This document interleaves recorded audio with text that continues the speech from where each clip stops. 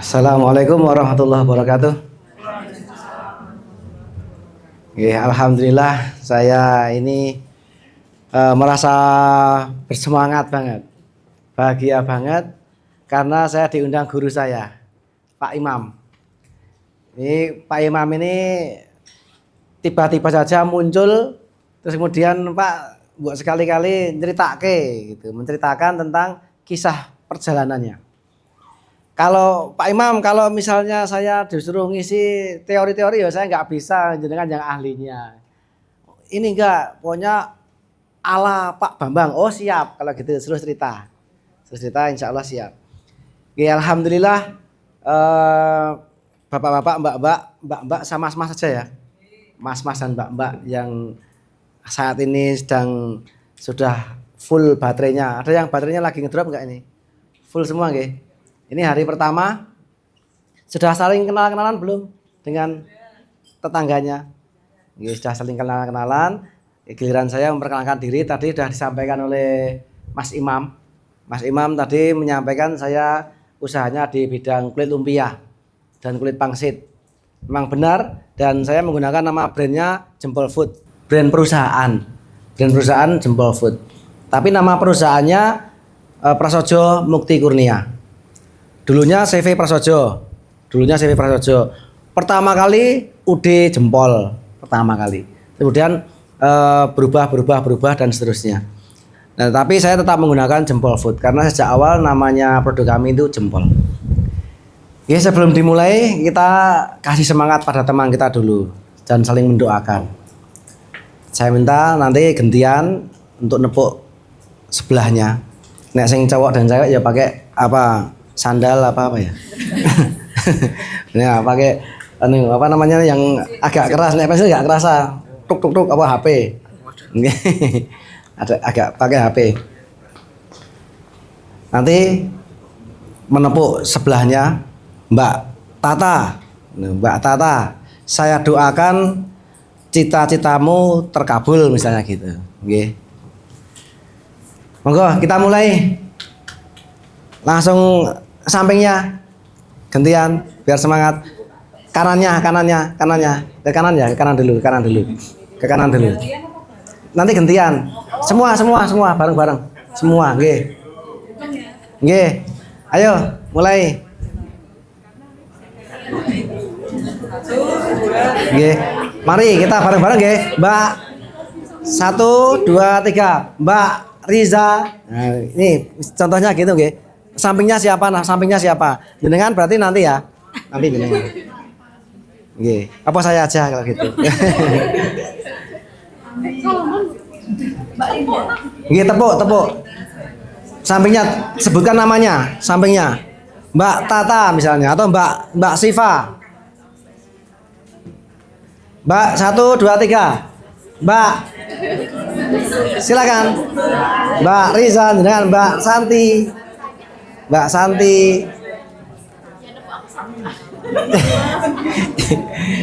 saya yang nepuk jenengan. Mana ya? Boleh. Saya pinjam nggih. Tak tepuk. Tepuk men semangat, tak tepuk. Ini Mbak Nurma. 1 2 3. Mbak Nurma. Ayo masing-masing semua. Namanya yang ditepuk sebutkan namanya. Mbak Nurma. Iya. Sekarang gantian. Balik, saling mendoakan. 1 2 3. Gantian, kirinya.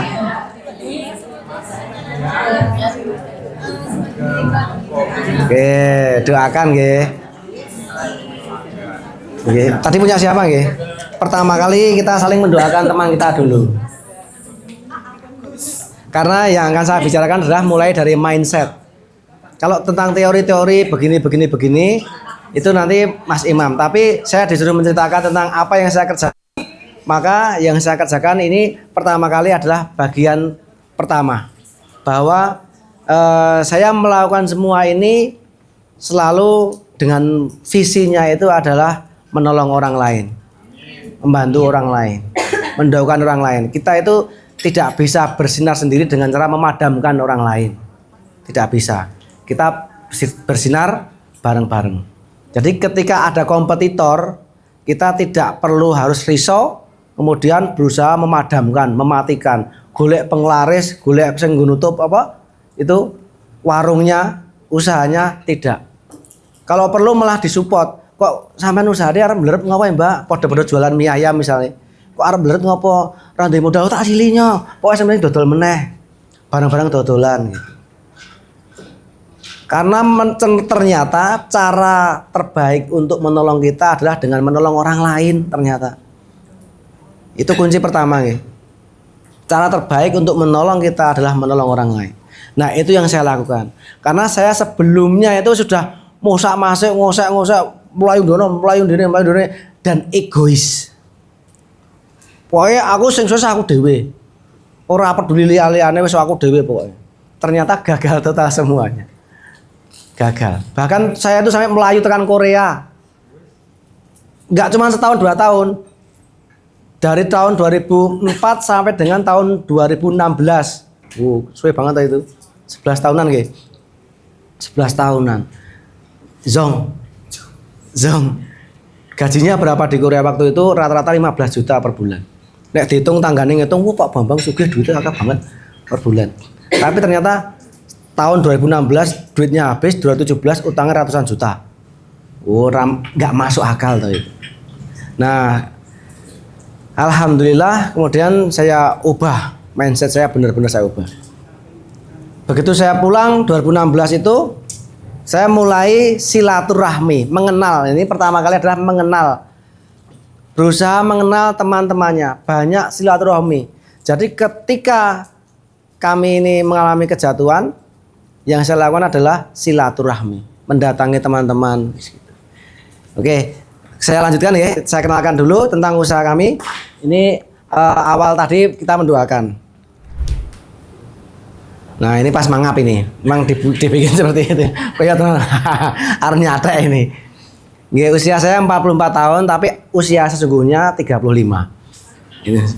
Dari rumah saya Sembowetan, yang rumahnya Gedean ada enggak rumahnya Gedean? Oh, Gedean. Pundi Pak Gedean, Pak? Bantulan. Oh, tangga cerak. Jenengan, Bu? Mbak ning Mbak kok Bu to? Munggur, Mbak Meril. Usaha apa, Mbak? Napa? Jenang Kerasian. Jenang Kerasian. Sembowetan. Ini nomor telepon saya. Nomor telepon saya ini nomor lama ini, sudah sejak saya pulang dari Korea 2016 sampai sekarang 9 tahun. Jadi kata tukang psikologi itu, orang yang nomornya nggak pernah gonta-ganti itu orangnya baik-baik saja gitu. Ada yang nomornya gonta-ganti nggak? Nah, saya juga salah satunya. Soal nomor ini sensitif. Kalau punya rekan bisnis, teman bisnis yang ngajak bisnis saya, kok nomornya gonta-ganti langsung cut game gitu, nggak saya lanjutkan karena dia belum selesai dengan dirinya sendiri. Mungkin dia itu kalau punya masalah lari, HP ini dibuang, nomornya diganti.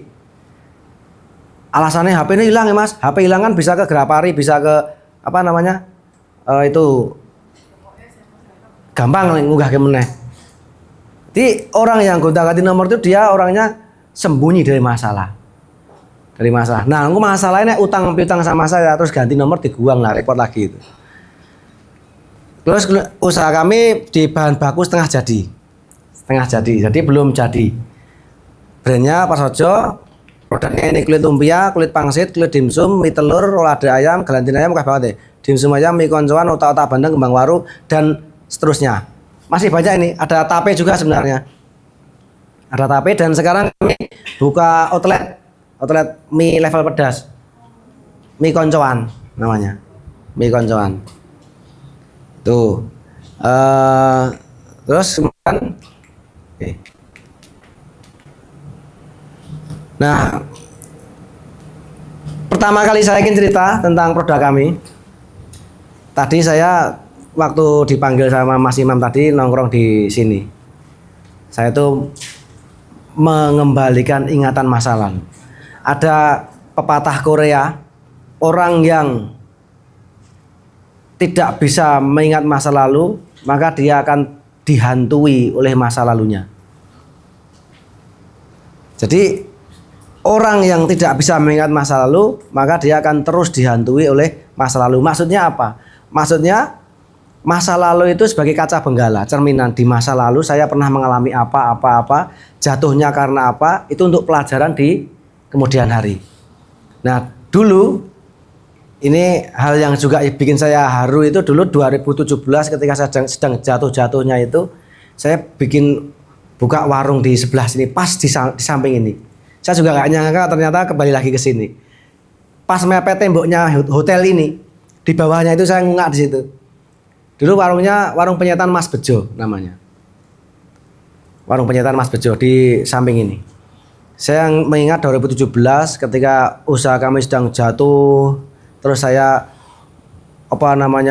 bahasa Jawanya ngosek-ngosek, ibaratnya orang tenggelam itu tangannya nggak apa, bagaimana biar nggak tenggelam, apa yang dipegang, entah itu ranting, entah itu batang pohon, entah apa, dan kadang nyembelek barang dicekel, tuas kampul-kampul gitu. Ini saya buka ini waktu itu jatuh-jatuhnya, berusaha agar usaha saya yang kulit lumpia itu bangkit. Terus kemudian juga di Condong Catur sana. Nah, di sini kenapa saya jatuh? Dan jatuhnya itu karena masalah problem karyawan. Jadi karyawan saya itu nggak bisa ngatur karyawan. Nggak bisa ngatur karyawan, karyawannya sak geleme dhewe, belanja ngapusi. Jangan yang punya warung makan ada nggak warung makan? Nggak ada ya. Nah, kalau belanja dia itu belanjanya habisnya misalnya 100.000, ngomongnya 150.000. Tidak ada akuntansi pembukuannya, tidak ada. Meng percaya gitu. Terus kemudian ketika jual beli sudah buka warungnya, ada orang beli karena nggak pakai print out, tidak ada pengecekan, disak. Ada orang belanja habis makan ayam goreng misalnya, disak, dah gitu. Nah itu kita nggak tahu, tidak ada pengecekan, kemampuannya seperti itu kurang. Itu pertama. Terus yang kedua problem saya itu ada di pembukuan, nggak ada catatan keuangan. Jadi pertama soal karyawan, yang kedua pembukuan. Akhirnya saya kemana-mana selalu menyampaikan syarat utama berwirausaha itu harus punya pembukuan, akuntansi. Biar gathuk belanjanya sekian, ayamnya tadi belanja 4 ekor, harusnya terjualnya 4 ekor, harus ada sinkron gitu. Sekarang kami sudah punya sistem seperti itu, belajar dari kesalahan di masa lalu. Kemudian sewa, ketika jenengan kontrak sewa harus jelas di awal sewanya berapa tahun. Kalau misalnya nanti saya perpanjang, boleh apa enggak, harus jelas itu di depan. Kalau misalnya nanti sewanya 10 tahun misalnya, saya bayar yang setahun dulu gimana, boleh apa enggak. Kalau mau nanti dinaikkan, naiknya mau berapa, harus jelas. Banyak kejadian kita udah sewa ruko, sewa warung, karena budgetnya mepet, terus kemudian warungnya rame, begitu tahun kedua dinaikkan. Banyak enggak seperti itu? Banyak. Padahal kadang rame, kadang brandnya wis apik, dinaikkan ra kira-kira. Begitu kita enggak jadi perpanjang kontrak, pindah ke tempat lain, yang punya warung buka sama seperti kita. Banyak enggak seperti itu? Banyak. Itu yang saya alami dulu. Sekarang ming konco, walaupun konco lho itu, wis gampang sementing buka wae ra apa-apa wis. Masalah bayar kok gampang, bulanan ra apa-apa gitu. Begitu udah jalan beberapa bulan, ternyata langsung berubah pikiran. Saiki setahunan wae, tahunan gitu. Tahunan ternyata naiknya enggak kira-kira. Dihitung per bulan, kalau dulu cuma 500.000, yang penting buka wae, per bulan jadi 3 juta per bulan. Ini depan sini ini sewanya per tahunnya dulu 2017 itu ratusan juta. Satu ruko depan sini nih 100 juta dulu itu, sekarang paling lebih. Waduh, terus akhirnya saya pindah di sana. Nah, pindah di sana dulu belum ada Shopee Food, belum ada GoFood segala macam, belum ada. Saya sudah mulai meniru sistem Korea.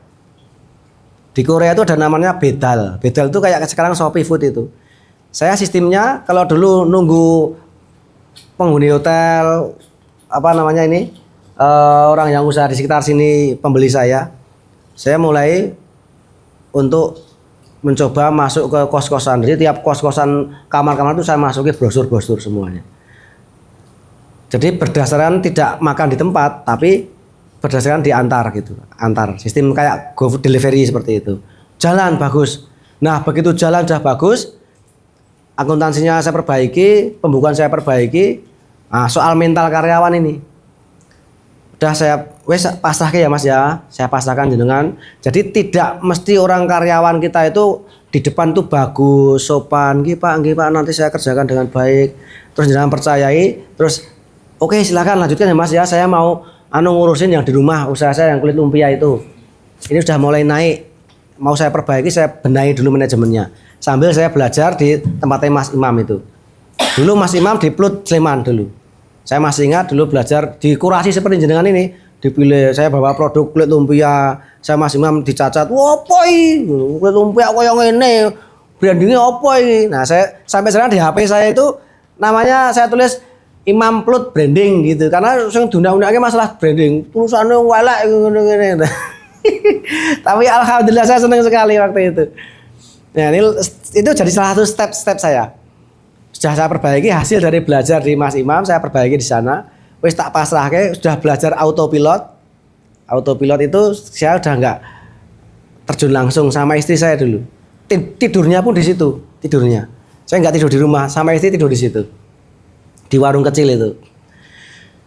Nah seminggu setelah jalan sebulan, nah bulan berikutnya seminggu tiap hari harus laporan. Ini seminggu nggak laporan sama sekali.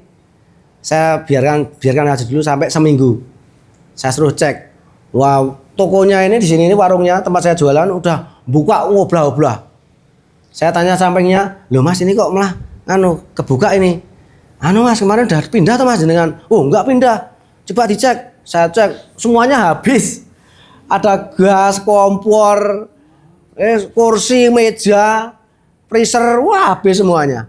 Wis entek. Orangnya orang Boyolali itu. Oh ya wis lah, alhamdulillah. Kemudian saya ucapkan alhamdulillah. Kenapa? Karena orang-orang yang menzolimi kita itu sebenarnya dia sedang membawa luka kita, sedang membawa penyakit kita, sedang membawa kesialan saya.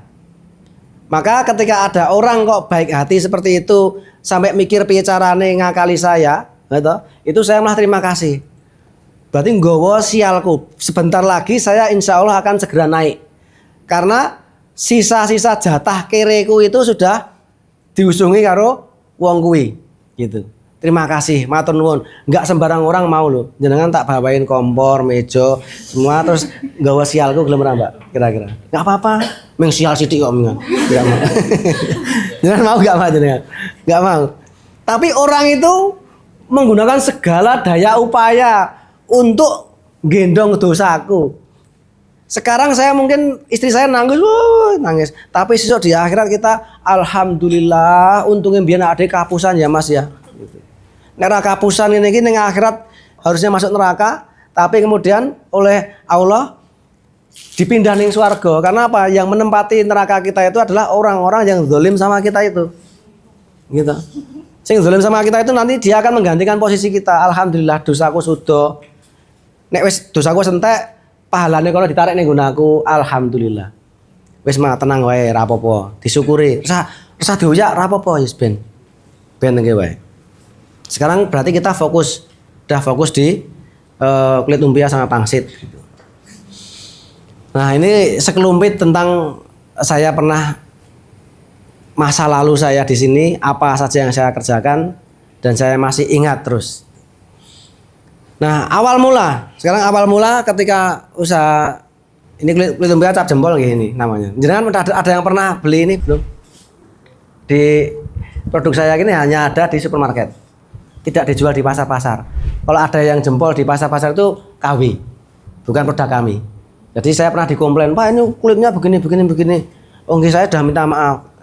Ketika menangani komplain itu kan Mbak Febi admin saya itu selalu saya tekankan untuk tidak marah dan menanggapi dengan baik. Selalu mohon maaf. Meniru orang Korea dan Jepang. Pokoknya orang Korea Jepang itu mau diapain, ya maafkan. Gitu. Ngomong apa maafkan. Gitu. mohon maaf. Saya juga seperti itu, sama. Dimarah-marahin cuman, ya maaf, maaf gitu. Meskipun nggak salah. Ya apa-apa. Dosaku pengen kabeh, dosaku pengen kabeh. Monggo. Ini yang dulu di uring-uring sama Mas Imam. Sekarang udah berubah. Dulunya jelek, dulunya model-model kayak gini-gini ini. Ini pantas tau menaik Mas Imam muring-muring.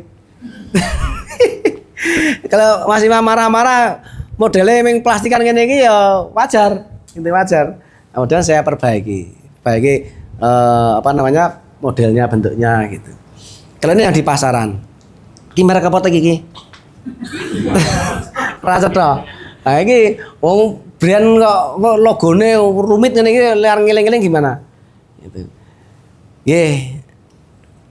Kami ini pertama kali saya nggak kepikiran sama sekali kalau saya milih produknya harus usaha di bidang kulit lumpia. Nggak kepikiran, nggak terencana sama sekali. Bahkan dari basis pendidikan saya itu nggak nyambung sama sekali. Karena saya tuh guru BK harusnya kuliah di UNY dulunya itu. Di UNY harusnya jadi guru gitu. Tapi ternyata malah bakul kulit lumpia. Nggak relevan sama sekali. Nah sebelumnya pun juga nggak relevan lagi pembenihan grameh.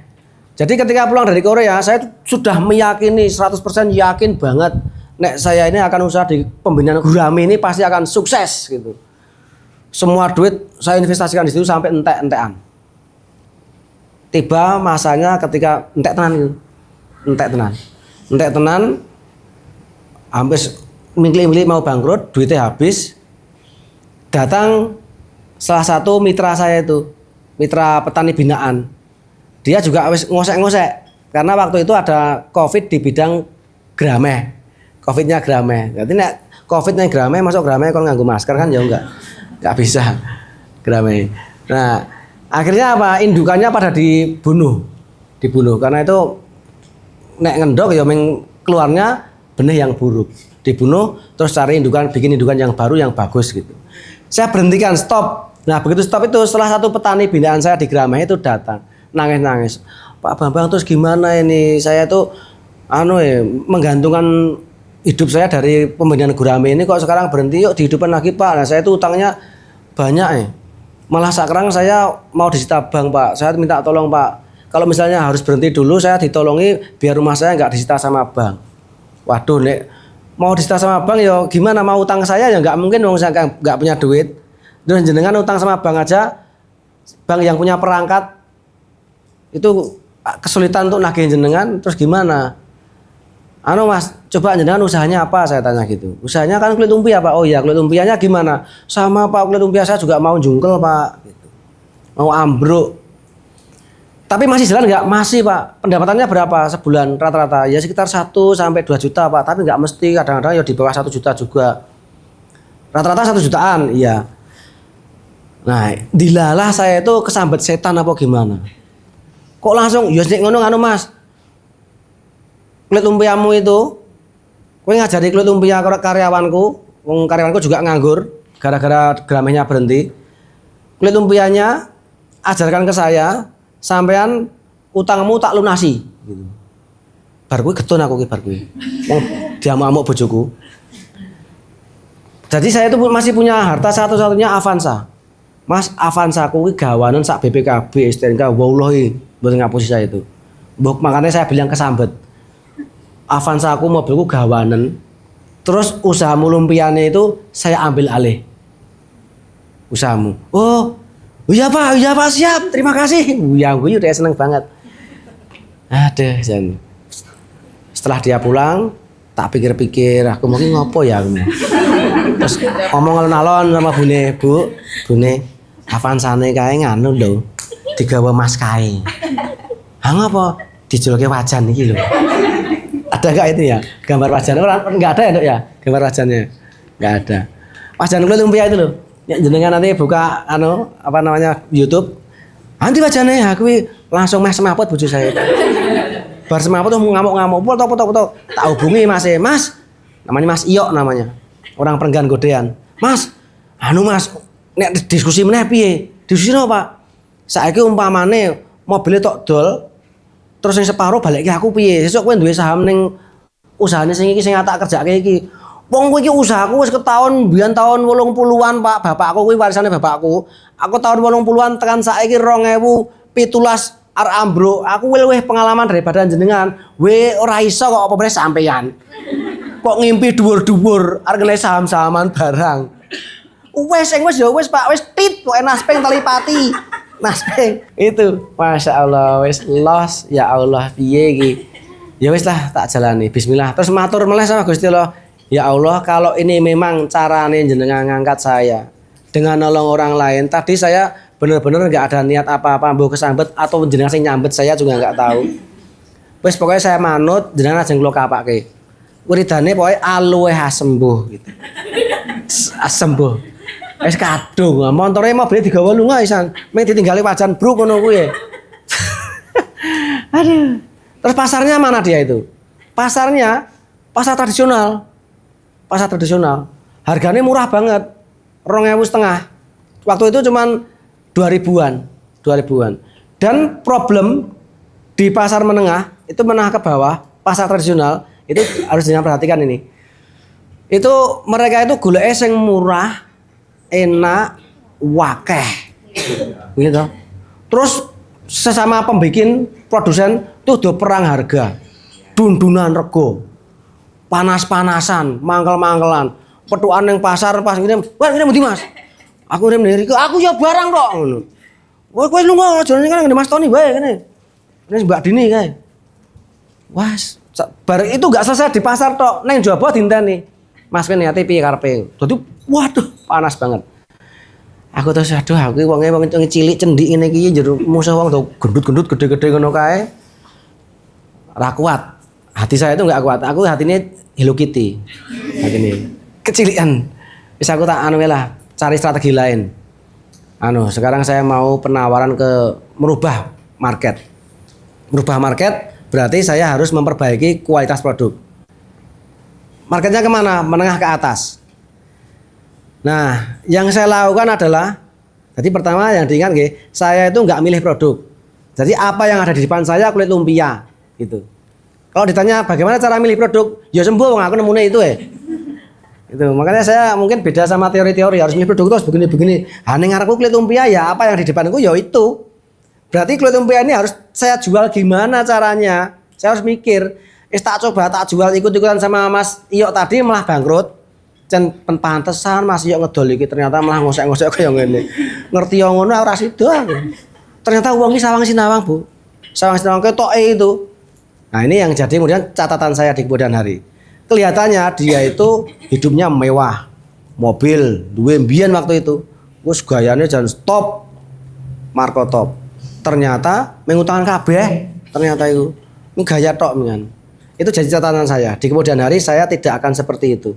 Terus dia nggak punya catatan keuangan. Wes titik. Lah akhirnya yaudah ini kalau di pasar ini pasarnya Mas Iyo jelas nggak masuk ini. Terus karyawan saya 2 orang yang dulu cari cacing, lendut-lendut untuk pakan grameh. Sekarang yang duel-duel bukan lendut lagi, tapi adonan kulit lumpia. Wah, iki beda le saiki le. Kowe kudu resik pokoke beda karo wingi. Nek wingi kowe glumut kebak lendut, dolanane cacing nggo pakan iwak, saiki kulit lumpia. Wah, latihan. 2 orang itu yang latih Mas Iyo itu, dilatih sama Mas Iyo itu. Sampai bisa. Terus kok ngedol dhewe. Wah, mumet iki. Mengkoyo ngono kok regane 120 juta. Sampai waktu itu saya sering setengah getu nih. Tapi kemudian sampai pada posisi wis menyerah. Nah, ternyata cara kita dalam keadaan jatuh terpuruk itu yang kita lakukan adalah menyerah ternyata. Pasrah, sumeleh. Jadi kadang-kadang namanya motivator itu nyak njrumuske. Semangat. Pantang mundur. Pokoknya. Anggo apa namanya itu dadu dadu misalnya dadu jenengan mikirnya iki pokoknya sing metu kudu 8 pokoknya gluduk pokoke yakin 8 sing metu ora tau tekan kiamat dadu ming 6 tapi 6 mengan iki. Nah kadang-kadang motivator seperti itu sok menyesatkan soal dadi racun. Jadi ketika kita memang sudah mentok wis menyerah wis pasrah sama Allah. Ya Allah saya kembalikan ini spiritual soalnya soal ke spiritual mindset. Ya Allah ini urusannya jenengan. Jadi saya sampai ke titik ini pasti campur tangannya jenengan. Oleh karena itu saya pasrahkan semuanya. Bagaimana jenengan ngurus saya, maka berikanlah saya ilham. Maka berikanlah orang-orang lain ilham untuk mendekat ke saya. Berikanlah orang-orang di sekitar saya itu kasih ilham agar mereka itu bisa mendukung saya. Maka saya menyerah sama jenengan, terserah jenengan aja ngapake kula manut pokoknya. Pun terserah. Begitu menyerah seperti itu, ilham datang. Dan kemudian nanti akan saya ceritakan, ada produk macam-macam itu ternyata berdasarkan ilham. Bukan perencanaan jauh hari, enggak. Jadi semua yang saya lakukan itu ternyata insidental. Semuanya itu enggak terencana. Enggak terencana. Maka saya ubah konsepnya sekarang ke menengah ke atas. Kalau menengah ke atas, ya wes kita macak neng Superindo, ke Mirota, melaku-melaku ndelok ning Superindo. Oh, produknya kudune ngene iki. Tak delok produknya. Ada yang bawa produk enggak ini? Nah, ini produk ini. Nah, produknya ngene iki, kudu ana tulisane ngene iki, packingnya kudu ngene iki. Oke. Nah, pulang saya sudah kemudian menyampaikan. Sekarang kita ubah kemasannya. Seperti yang dibilang Mas Imam. Bener kata Mas Imam, ubah kemasannya kalau kita mau naik kelas. Kalau kita masih kayak gitu terus, ngene iki, kita sing tuku ya ora cetha ya tuku. Menengah ke bawah. Sing tuku. Orang yang punya duit menengah ke atas tuh mau membelanjakan sesuatu dengan harga mahal itu untuk menebus kenyamanan. Dia punya duit, maka dia mau membayar berapapun untuk dia tuh nyaman. Nah, maka kita cari solusinya. Kita ikut vibrasinya orang kaya itu. Vibrasinya solusinya apa? Mereka itu masalah-masalah di bidang kulit lumpia itu apa? Saya takon sama mak-mak. Masalahnya jenengan sekarang saya tanya, nek jenengan tumbas kulit lumpia ning pasar, masalahnya apa? Gampang sobek, terus terlalu kering, lengket, terus apa lagi Mbak? Mbak Salma, terus apa lagi? Keras, sering jamur, apek, tebelnya nggak rata, terus anunya packingnya yang gini ya, plastik gini ya, gini. Nggak tahu itu kapan expirednya, kapan diproduksi. Nah, PIRT-nya juga nggak jelas. Halal enggak? Halalnya nggak jelas. Nek siapa tahu pakai tepung babi ya toh? Ono tepung babi. Nggak ada. Oh, minyak babi juga bisa, iya. Nah, halalnya nggak jelas. Nah, ini kemudian maka produk kita itu harus solusi. Jadi pertama kali yang saya lakukan adalah mencari masalah. Pebisnis itu adalah orang yang ditakdirkan oleh Allah untuk menciptakan solusi bagi orang lain. Nek jenengan bikin produk kok ikut-ikutan sing lagi tren, ya nanti akan digilas. Ah kono ono kok, Mbak Nurma dodol, Mbak Risa dodol, Mbak Rida dodolane padha kabeh. Ora ono istimewane apa wis. Rapate penting iki, gitu.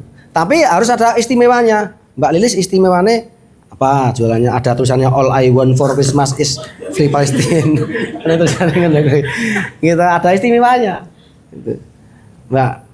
Mbak Lilis ada istimewanya, ada kelebihannya. Yang merupakan solusi, maka saya harus bikin produk yang tadi apa tadi? Kletek, susah keras. Yang tidak keras, berarti yang lentur. Apalagi masalahnya? Tebalnya, masalahnya di mana masalahnya? Tebalnya nggak rata, maka kita bikin produk yang rata. Terus apa lagi masalahnya lagi? Sering jamur, maka kita bikin produk yang tidak gampang jamur. Terus apa lagi? Kemasannya kurang menarik, maka kita bikin produk yang kemasannya agak menarik seperti ini. Ini sebenarnya ada yang lebih menarik lagi, cuman saya belum punya duit untuk beli. Nah, jadi tidak ada informasi produk. Itu kita kasih di belakangnya itu ada anunya apa namanya? Ada informasi produk, cara penyajiannya, cara ngeleteknya, itu dikasih tahu semuanya. Untuk produk ini untuk bikin apa, semua ditulis di situ. Expirednya juga kita tulis. Terus kemudian halalnya kita carikan. Bahkan sekarang udah BP POM gitu. BP POM. Kenapa BP POM? Jangan kalau produk-produk yang tanpa susu dan daging seperti itu nggak perlu BP POM sebenarnya. Cuman karena kami sudah mencapai titik harus wajib BP POM, yaitu jumlah penjualannya sudah memenuhi kualifikasi untuk harus BP POM, ya saya terpaksa harus di BP POM gitu. Terpaksa sadarnya ya ogah angel ya BP POM itu. Apalagi masalahnya Bu, masalahnya apek, maka dibikin kita tidak apek. Nah, kalau bisa udah dikirim ke produknya Pak De ya. Posisi bikin kulitnya itu kan mempengaruhi hasil kulitnya juga. Iya, kalau digoreng itu biar kremes, ya toh. Yang di pasar tuh nggak kremes, alot. Baru sebentar wis alot. Kita harus tidak seperti itu. Maka solusi. Ketika itu menjadi solusi, maka kita akan lebih mudah dalam menjualnya. Dan yang step berikutnya, nek sing menggur solusi ngono kuwi kadang-kadang nek ra ndedet, karena otomatis begitu itu solusi, otomatis naik harganya. Karena bahan bakunya juga akan naik. Kalau pengen yang lentur, maka bahan bakunya yang cakra emas. Bukan yang paling murah, payung. Gampang cuklek, gampang apek. Maka kualitasnya harus bagus. Biar wangi, nggak apek, dikasih telurnya banyak. Teman-teman kita yang di pasar tradisional, mereka tuh nggak dikasih tepung. Alasannya apa? Engko ndak regane larang. Padahal tepungnya regane meng piro sih? Dalam satu adonan itu cukup mungkin 5 telur aja udah cukup, udah bikin wangi. Tapi teman-teman kita nggak mau.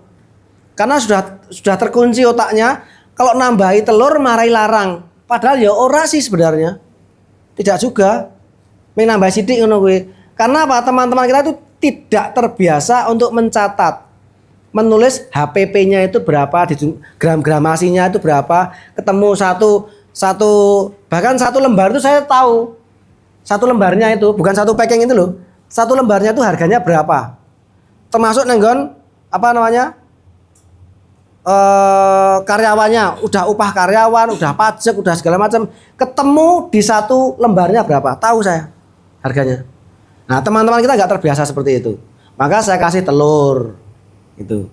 Kasih telur. Terus apalagi masalah-masalahnya yang lain kita selesaikan. Ketika kita tawarkan, oke. Nah, karena harganya jadi mahal, wah ini nih emak-emak ini sing doyak. Jadi target market kita siapa dulu? Kalau target market kita itu emak-emak yang jualan piscok di pinggir jalan, mereka juga mau cari untung, mereka cari murah. Maka kita nggak masuk jualan ke situ, nggak masuk. Walaupun kualitasnya bagus sekali, ya kualitasnya bagus, tapi larang yo, ora payu mas aku ngedol kepiye gitu. Nah ini step berikutnya, saya tidak mau perang harga. Makin ke sini pebisnis itu tidak perang harga. Makin ke sini, makin modern, bisnis yang modern itu tidak perang harga, tapi perang di kualitas. Oke, kalau gitu saya mau jualan produk yang berkualitas yang merupakan solusi. Dan manusia itu tidak hanya cuma 1-2 orang, banyak ribuan orang. Target market saya itu jumlah penduduk Indonesia. Target saya itu. Jadi saya nggak pernah khawatir. Dan saya nggak khawatirnya lagi kembali ke spiritual. Tuhan itu maha adil. Tuhan itu sudah merencanakan rezeki saya. Rezeki saya sudah direncanakan. Maka saya ngapain khawatir? Saya meyakini bahwa ada sesuatu kekuatan yang akan mensupport saya. Ini mindset. Jadi semuanya dilandasi oleh selalu kembali ke Tuhan gitu. Walaupun saya itu nggak agamis, nggak ngerti ngaji segala macam, nggak begitu pintar, nggak mudeng gitu. Tapi intinya ya sekolah kabeh itu urusannya Gusti Allah gitu aja. Nah, kemudian saya mengambil pangsa pasar menengah ke atas, sing berani tuku akeh dan berani bayar mahal gitu. Kemana? Kira-kira kemana pangsa pasarnya? Ke supermarket, modern market. Nah, kemudian saya penawaran ke Mirota. Nah, Mirota Kampus itu salah satu modern market yang pro UMKM. Jenengan datang sekali-kali, jenengan datang ke situ. Ke Mirota. Ada yang belum pernah ke Mirota? Mirota? Belum pernah? Ada? Semua pernah ya ke Mirota? Nah, salah satu cara kita untuk naik level adalah selalu mendekat pada tempat-tempat yang jadi tujuan impian kita. Itu harus kita sering-sering datang. Saya dulu karena pengen masuk di Mirota, maka saya sering jalan-jalan ke Mirota. Delok-delok, oh seperti ini. Sering seperti itu sampai vibrasi saya itu masuk, oh saya akan menjadi bagiannya ini gitu. Saya meyakini itu. Nah di Miruta saya penawaran, diterima. Jajal Mas, Miruta itu sukanya begitu. Kalau kita memang sudah legalitasnya oke, produknya berkualitas, kita penawaran sama Miruta biasanya, oh iya Mas saya terima. Nanti kalau memang oke nanti saya hubungi. Seperti itu. Dan dihubungi tenan, dihubungi. Terus kemudian jualan di situ. Ternyata laku. Memang solusi itu nanti. Karena yang di sana itu ada kulit lumpia tapi jelek, kulit lumpia. Jadi kalau ada jenengan di pasar kok ada seperti ini, di Miruta sama seperti ini, jenengan kira-kira nanti akan ngambil yang mana? Yang ini nggih, kira-kira. Nah, seperti itu. Padahal harganya lebih mahal. Tapi saya ingat betul waktu di Korea dulu, saya itu belanja bawa troli itu jarang lihat harga. Jiko plung jarang lihat harga. Yang suka lihat harga itu mak-mak. Ini kadang delok karo kancane ya dhek gengsi, jemplung ki wae lah. Apalagi pas tanggal 6 langsung blung delok rego ngono kuwi. Kadang-kadang mah regane orang dienggo bangga-bangga ya melan. Dipoto cepret regane larang lumpia jempol lho larang 12.000. Harganya jenengan tahu enggak harganya kulit lumpia ini? 12.000, 11.000. Paling murah tuh 15 lembar. Di pasar tradisional berapa ini harganya berapa? 2.500.000. Ini 2.500, ini 12.000 jualnya ini. Tapi kok payu? Ya sembuh. Tanya sama Mas Imam di Mas Imam kae. Nah, tanya sama Mas Imam, ngopo kok iso payu regane larang kok payu? Itu seperti halnya kopi apa itu Starbucks. Kopi Starbucks. Kopi itu kena tanpa merek. Nih, amet nggih. Ini mau anggaplah ini kopi. Ini kopi ini tanpa merek. Dijual di angkringan harganya berapa di angkringan? 5.000. Dijual di hotel sini harganya jadi 10 paling nggih. 10 atau 25 nggih. Neng kafe-kafe itu. 50 ya. Nah, terus kasih Starbucks mereknya makin naik harganya. Padahal kopinya sama. Kopinya. Kadang-kadang saya dihapusi medium, small, large gitu. Isinya padha. Sing gede ming KP, sing gede. Kampusan. Nah, ini jenengan harus punya strategi itu. Strategi bagaimana mengubah harga yang 2.500 menjadi 12.000 dan diuber-uber laris. Sampai karyawan saya itu naik lembur sampai jam 12 malam, Bu Ibu. Jam 12 malam munggah kulit lumpia. Dari jam 6 pagi. Dari jam 6 pagi sampai jam 12 malam sampai jam 10 garap kulit lumpia sing regane larang ini. Ini enggak masuk akal. Tapi nyatanya payu. Karena apa? Produk kita itu solusi. Sekarang daripada uang dedit gini, bayangkan orang duit, orang punya duit, beli seperti ini, terus dikletek angel. Kari-kari ini uang double. Nah ini pakai saya ini dengan bahagia, api, terus bahagia di foto-foto, dibanggakan bojone Mas, iki lho Mas aku gawe kulit lumpia. Dan kulit lumpia saya ini sering saya sampaikan, jenengan tidak harus pinter bikin kulit lumpia resep-resepnya, pakai kulitnya aja dimplok wis enak gitu. Jadi orang-orang jenengan kok saya nggak bisa masak, pakai kulit lumpia aja, kulit lumpia saya aja, kulit lumpia tak jempol, nggak harus pinter masak, nggak perlu urusan jenengan bumboni mie Indomie rebus itu, lebokkan yang kulit lumpia, untel goreng enak kok wisan kok. Kulit saya itu langsung jangan plok aja enak itu. Kulit lumpia itu nggak usah dibumboni wis enak. Nah itu orang mau membayar mahal untuk itu. Sampai di sini ada pertanyaan?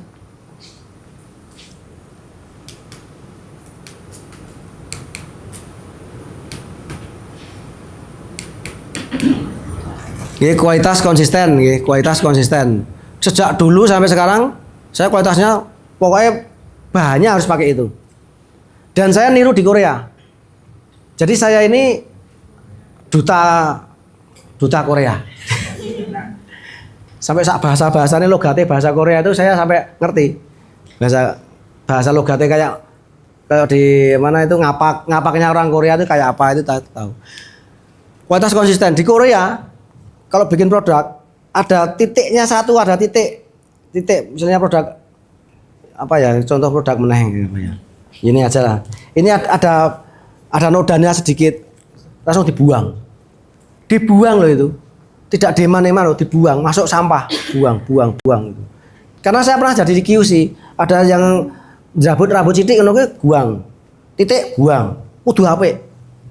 Enggak ngeman-eman. Jadi kualitasnya konsisten terus gitu. Nah, masalahnya UMKM itu nek njaluk-njaluk sama pemerintah itu sok muluk-muluk. Mbok dicarikan pasar, mbok dicarikan cara jualnya biar laris. Begitu ditemoki karo pedagang gede tenanan. Pertama produknya apik berkualitas. Wah, ini bagus. Tapi begitu pengiriman yang berikutnya kualitasnya dikurangi. Nggih mboten? Seperti itu masalah itu. Kualitasnya dikurangi. Rasanya jadi beda. Terus begitu sudah banyak tidak bisa memenuhi kuantitas. Pak, kalau gitu saya pesan Pak, pesan 100.000 piece. Wah, 100.000 piece. Bingung. Isane ming 100 Mak saya itu.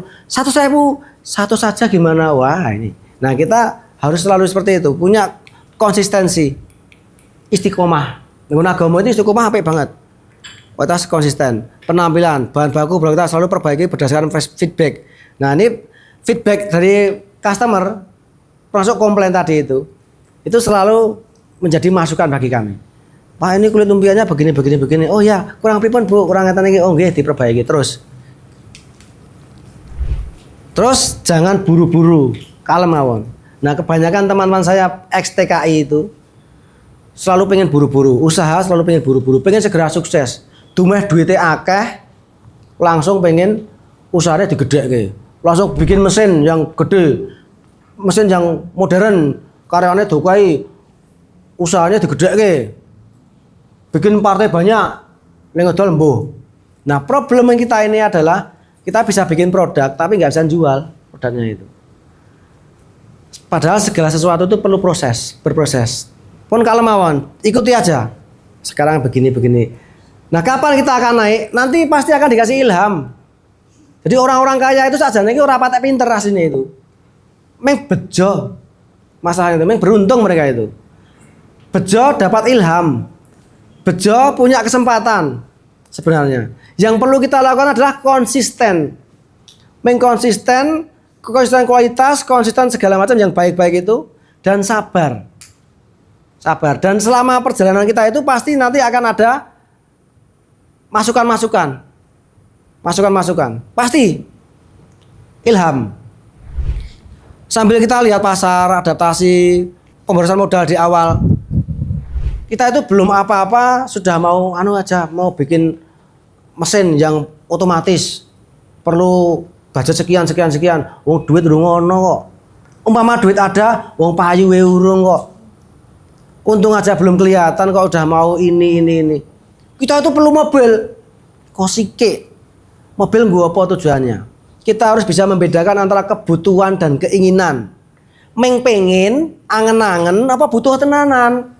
Butuh tenanan iki wis kudu adu-adu ae, kudanan barang e.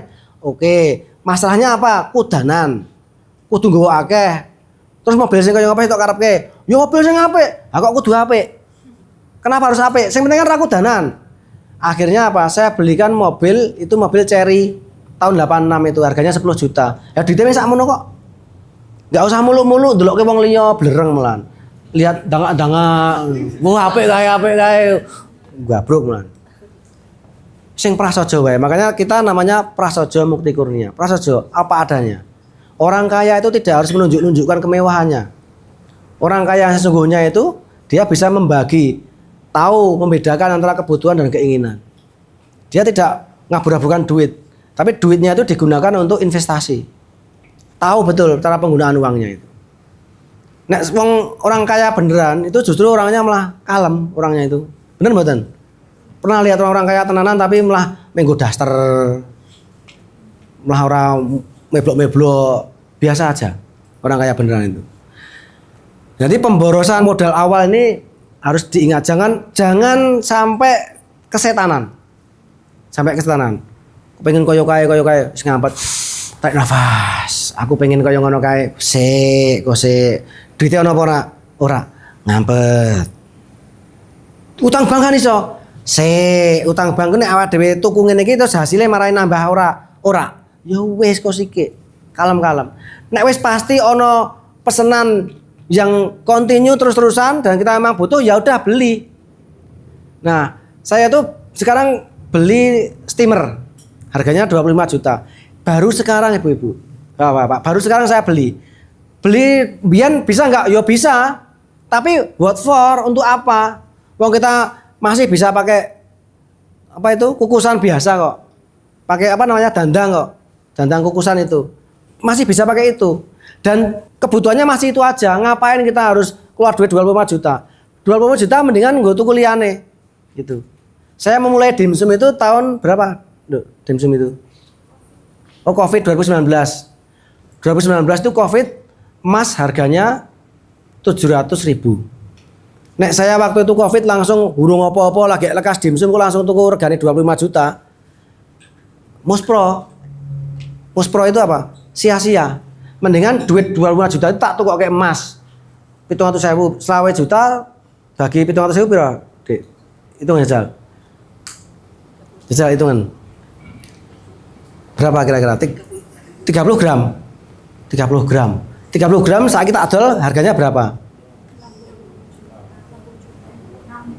60-an ya. Nah, itu loh. Kita untung loh itu. Wes. Kalau dulu cuman langsung saya belikan yang enggak ada manfaatnya, ya saya rugi. Mendingan tak investasikan ke emas saja yang enggak ribet. Nah, ke emas. Sekarang harga emas itu 18 kalau enggak salah. Pernah menyentuh hampir 2 juta. Nantinya akan 2 juta. Sekarang lagi turun, tapi nanti akan 2 juta. Sekarang umpama dari 2 juta, 30, 60 juta. Baru sekarang saya belikan steamer harganya selawe juta. Sekarang ini harganya. Itu jangan harus tahu betul bagaimana menempatkan instrumen-instrumen duitnya itu.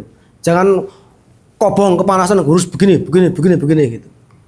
Sampai saat ini pun saya itu mobilnya Sigra. Jadi ketika saya waktu Cherry 86 itu benar-benar sampai mobilnya itu kobong lagi saya pensiunkan. Kebakaran tenan loh itu. Jeblok kebakaran. Dan setelah kebakaran mobilnya saya kasihkan ke karyawan saya.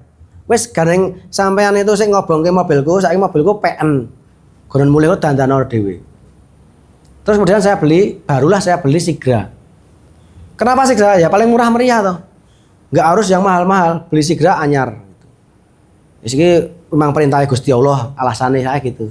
Perintah Gusti Allah dengan cara mobilku diobong, terus kon tuku sing anyar. Ono duit, ono ya wis tuku gitu. Terus kemudian soal hal-hal yang lain, mobil yang Innova Reborn, Zenik atau apa. Pertanyaannya what for? Untuk apa? Digunakan enggak tiap hari. Ini gunakan cuman kalau pulang ke Malang, istri saya kan orang Malang, setahun sekali. Nek cuman gunakan setahun sekali, ya udah kita itu rental aja. Nggih mboten. Rental 500.000 sedina. Enggak perlu mikir oli ganti, ban ganti, pajak ganti, perawatan, macam-macam. Rasa perlu mikir. Dan duit 500 juta yang tadi untuk beli Innova Reborn itu gue tuku emas bela. Simpan di emas. Yang paling saya cerita yang paling gampang ya emas ya. Paling gampang. Wes simpen yang emas wae. Enggak harus kita kelihatan wah gitu, enggak harus seperti itu. Yang penting kita itu tercukupi kebutuhannya dan ada duit. Apa-apa ono. Wayah butuh ono. Wayah butuh ono gitu. Enggak perlu harus ditunjuk-tunjukkan. Ketika kita membelanjakan harus tahu betul manfaatnya. Jadi sampai sekarang mobil saya ya masih Sigra. Kalau mau Alphard, mau yang mewah-mewah, rental. Wis, titik. Rental. Wong kita itu 500 juta direwangi kredit selama 5 tahun kita menderita, tapi orang lain yang muni wah ming cuma 5 menit, pesak menit. Wah, mobilnya anyar ya Mas ya. Ming delete men sak detik. Wah, mobilnya anyar. Kita menderita 5 tahun. Anyar. 5 tahun kita menderita. Wis ngampet. Jadi mindset kita adalah PD, keyakinan bahwa Allah itu selalu di dekat kita dan selalu menolong kita. Percaya diri, jangan sampai minder. Kalau jenengan itu berada dalam lingkaran pertama minder, suka mengeluh dan khawatir, maka jenengan susah maju. Pertama, jangan minder, jangan khawatir, jangan banyak mengeluh. Kalau dikit-dikit ngeluh, khawatir, semelang, iya, buang. kekhawatiran itu. Jalan aja yakin Allah itu selalu ada. Allah nek carane bahasa wong Arab itu Allahus Somad ngono kan. Allahus Somad wong Islam. Allahus Somad, Allah tempat bergantung. Wes gitu aja. Tenang hidup kita itu. Soal modal awal duit kita harus tahu betul bagaimana mengelola. Jangan dikit-dikit utang untuk kemewahan dan sebagainya. Usaha kita fokus. Terus kemudian ini salah satu kesalahan yang kita lakukan adalah logo. Tadi sudah dikatakan logonya asal jadi, terus gonta-ganti nama usaha. Namanya sejak dulu sampai sekarang produk saya itu namanya tetap Jempol. Kenapa Jempol? Karena gampang eling-eling. Kalau namanya itu Mutiara Indah Permata, jenengan simbol jenengan akon anaknya jenengan, misalnya, "Dek, tukangnya kulit lumpia, sing mereknya nganu. Mutiara Berlian Safir." Was, bingung. Nek Jempol itu kan gampang, Jempol. Itu dulu pas ganyang-ganyangnya Facebook, Jempol. Tuku merek sing mereknya Jempol. Nah, Jempol. Wis simple, tapi selalu diingat.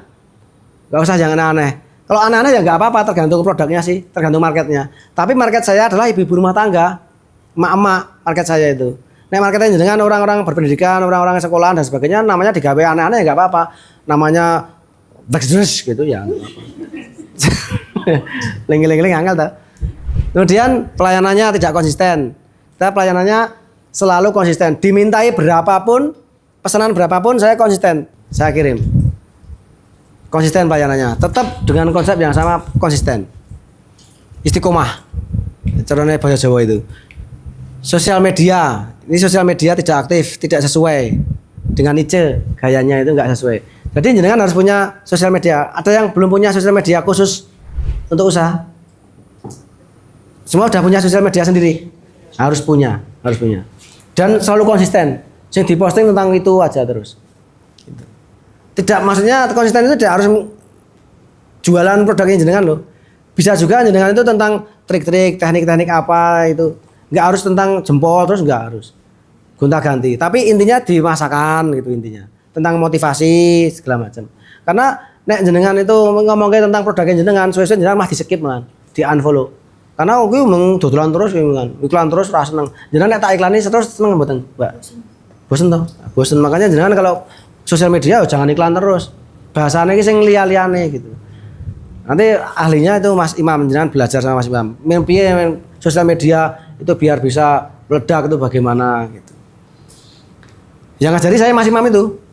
Sosial media tidak aktif, tidak sesuai gaya. Jadi tentang sosial media ini, ketika saya sedang jatuh terpuruk itu, saya tadi cerita saya nyerah. Menyerah itu, ya wis mau gimana lagi, saya udah usaha ini sudah begini, tekan seturan, seko godean tekan seturan bendino, malah dapusi karyawan. Wis angel tenang. Akhirnya saya stop, cooling down, ambegan. Apa yang saya lakukan? Refleksi diri. Caranya bagaimana? Silaturahmi. Marani kancang-kancang. Jadi malah tak tinggal lunga dolan. Bojoku nesu rapopo sementing aku arep dolan. Dolan ning gone Mas Kae sinau. Dolannya itu bukan ming dolan tok, ora ming mlungu mancing, bukan. Marani ning kancane. Mas Dian, Mas Agus, saya datang ke tempat Mas Agus misalnya. Ngobrol-ngobrol, omong kosong ora cetha ngono kuwi. Pokoke janjine pokoke aja utang karo aku. Kata-kata ngutangi ada repot. Saya silaturahmi. Terus kemudian yang kedua, saya datang terus ke kegiatan-kegiatan yang diadakan oleh siapapun. Dinkop ikut plut di itu Dinkop Jogja. Saya ikut plut Selasa pagi. Oh, pokoknya hadir, pokoknya mbuh mudeng pora sementing hadir. Sama nggo buku tulis. Itu saya menjalani itu. Di RKS Sleman, ada RKS Sleman. Dulu namanya di Sagan ini ada namanya RKJ. Gurunya Mas Bio dulu. Mas Bio di RKJ di Sagan, sekarang jadi RKB. Saya datang, ada lomba apa, saya ikut. Ada apa namanya ini? Inkubasi, saya ikut. Dulu pernah saya juga sampai dipecat sama Pak Dokter Imam tapi dulu. Bukan Pak Imam Syafi'i, Dokter Imam dulu. Oh, saya dipecat itu. Karena apa? Ora disiplin. Tadi kan sudah ada peraturan ya ini ya. Peraturan kelas saya itu melanggar. Dipecat. Oh, sekarang Pak Bambang enggak boleh ikut, keluar. Nggih, Pak. Saya menyadari ini adalah cara Allah itu untuk didik saya. Saya memang harus disiplin. Kalau enggak disiplin ya saya nanti enggak akan maju gitu. Nah, baru kelas berikutnya saya ikut. Kelasnya Pak Heru, belajar sosial media. Nah, saya iseng-iseng dulu ikut kegiatan sosial media, itu bikin Google Map. Ada yang belum punya Google Map? Google Map bisnis sudah semua nggih? Sudah jelas nggih? Sudah terverifikasi toh? Harus terverifikasi, harus itu. Saya sampai during-during sama Pak Heru. Terus sama Mas Heru dulu waktu belajar itu harus bikin Instagram, banyak Instagram. Kalau sekarang Instagram nggak bisa banyak-banyak, kalau dulu bisa banyak gitu. Instagram, bikin website, bikin itu saya kerjakan semuanya. Dan itu ternyata di kemudian hari menjadi jejak saya yang terendus oleh konsumen yang tidak saya sadari. Nggak saya sadar, nggak ada niat sama sekali. Tiba-tiba customer dari Jakarta, supermarket dari Jakarta, dari Grand Lucky, dari mana itu, dari Jakarta ngebel, Pak, ini lumpia atas jempol, iya. Oh, tolong bisa nggak ke Jakarta untuk kita langsung negosiasi MOU. Wah, tenan pura lagi. Saya datang ke sana, oh tenan, saya ketemu. Terus supermarket Jakarta minta. Yang Jogja Group, yang rumahnya Jawa Barat ada nggak sekitar Jawa Barat? Jawa Barat. Di Jawa Barat itu supermarket lokal yang terbesar itu namanya Jogja, namanya Jogja. Tahu nggak Jena? Jogja Group. Neng Jogja mah rano toh. Neng Jogja, tapi di sana Jogja Group. Semua kabupaten ada. Jumlahnya berapa Mbak Pebi? Jogja itu. Wow, lebih dari 60. 60 kayak Miruta loh. Seperti Miruta itu, tapi 60. Itu saya dibuat. Nah, saya tanya, Bu, jenengan kok tahu saya itu kulit lumpia jempol dari mana? Dari jejak digital. Wow, ternyata jejak digital itu luar biasa loh. Saya nggak kepikiran, nggak ingat sama sekali kalau saya punya GMB Google My Business itu nggak ingat saya itu waktu itu. Dan nggak pernah saya share-sharekan, nggak pernah. Saya pernah dulu kegiatan semacam itu suruh bikin Google My Business iseng-iseng, suruh bikin Instagram, suruh bikin TikTok, suruh bikin dulu belum ada TikTok. Suruh bikin apalagi Twitter, suruh bikin ini, saya jalani aja, saya ikuti. Dan di kemudian hari ketika saya sudah menyerah, saya sudah lupa, bahkan benar-benar lupa. Itu mereka menemukan saya dari jejak digital saya. Itu luar biasanya. Bagaimana Allah itu menuntun, ngasih ilham orang-orang di luar saya yang di luar dugaan saya itu. Ini yang saya lakukan tentang sosial media. Akhirnya saya aktifkan.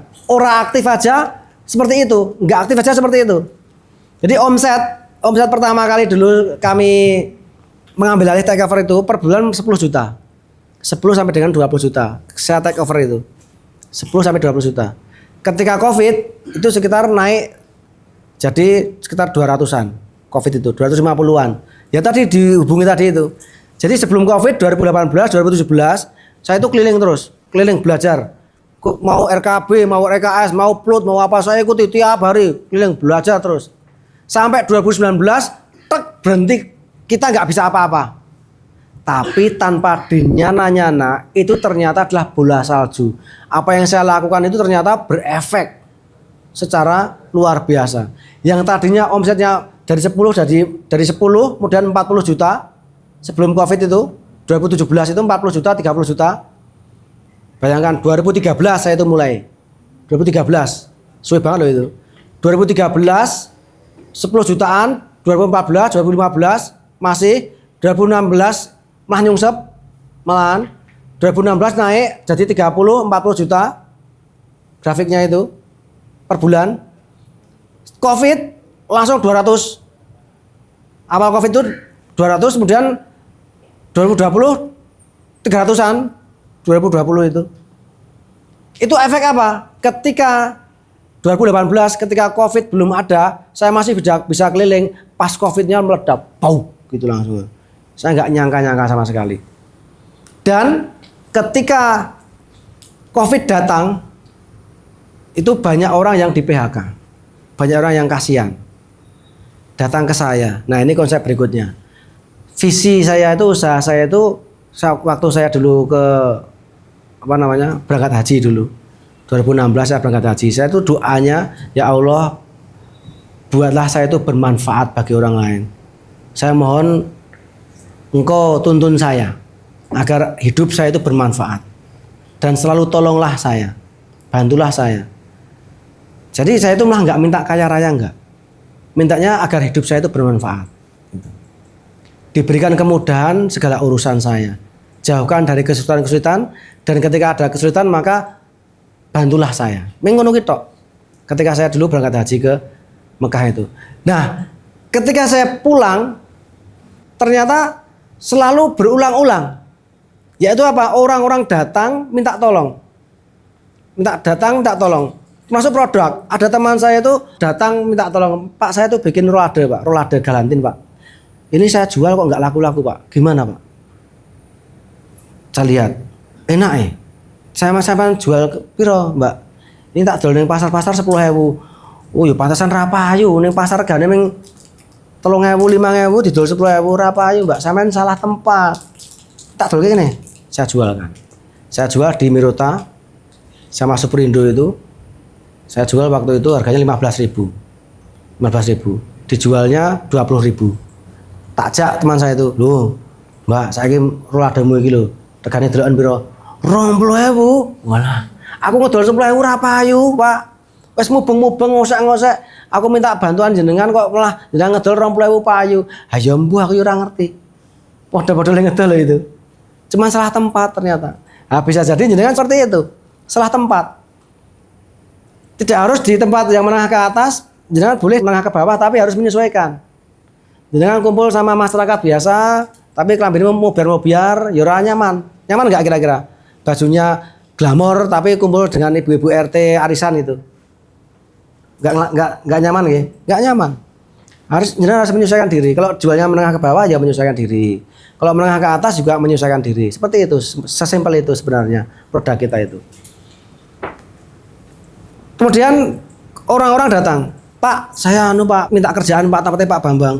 Loh, saya itu usahanya belum ya Mas. Belum jalan bagus ini kulit lumpia tok ini. Wadah kulit pangsit itu tapi kulit pangsitnya belum bagus ya. Ya udah pokoknya saya tolong diterima Pak. Saya punya anak, punya istri. Terus kemudian apa yang saya lakukan? Oke Mas, saya terima jenengan masuk. Kemudian saya matur sama Gusti Allah. Gusti, ini kawulane jenengan datang ke rumah saya, pasti jenengan juga yang ngatur. Pasti jenengan yang nuntun.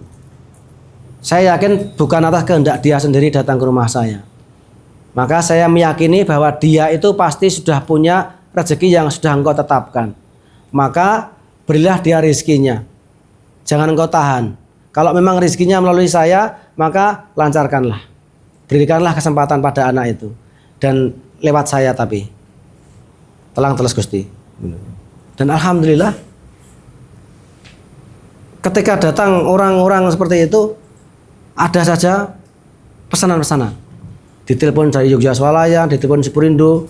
Dulu Superindo itu hanya Jogja. Tapi kemudian saya dipanggil, Pak, ya gara-gara ada orang datang itu.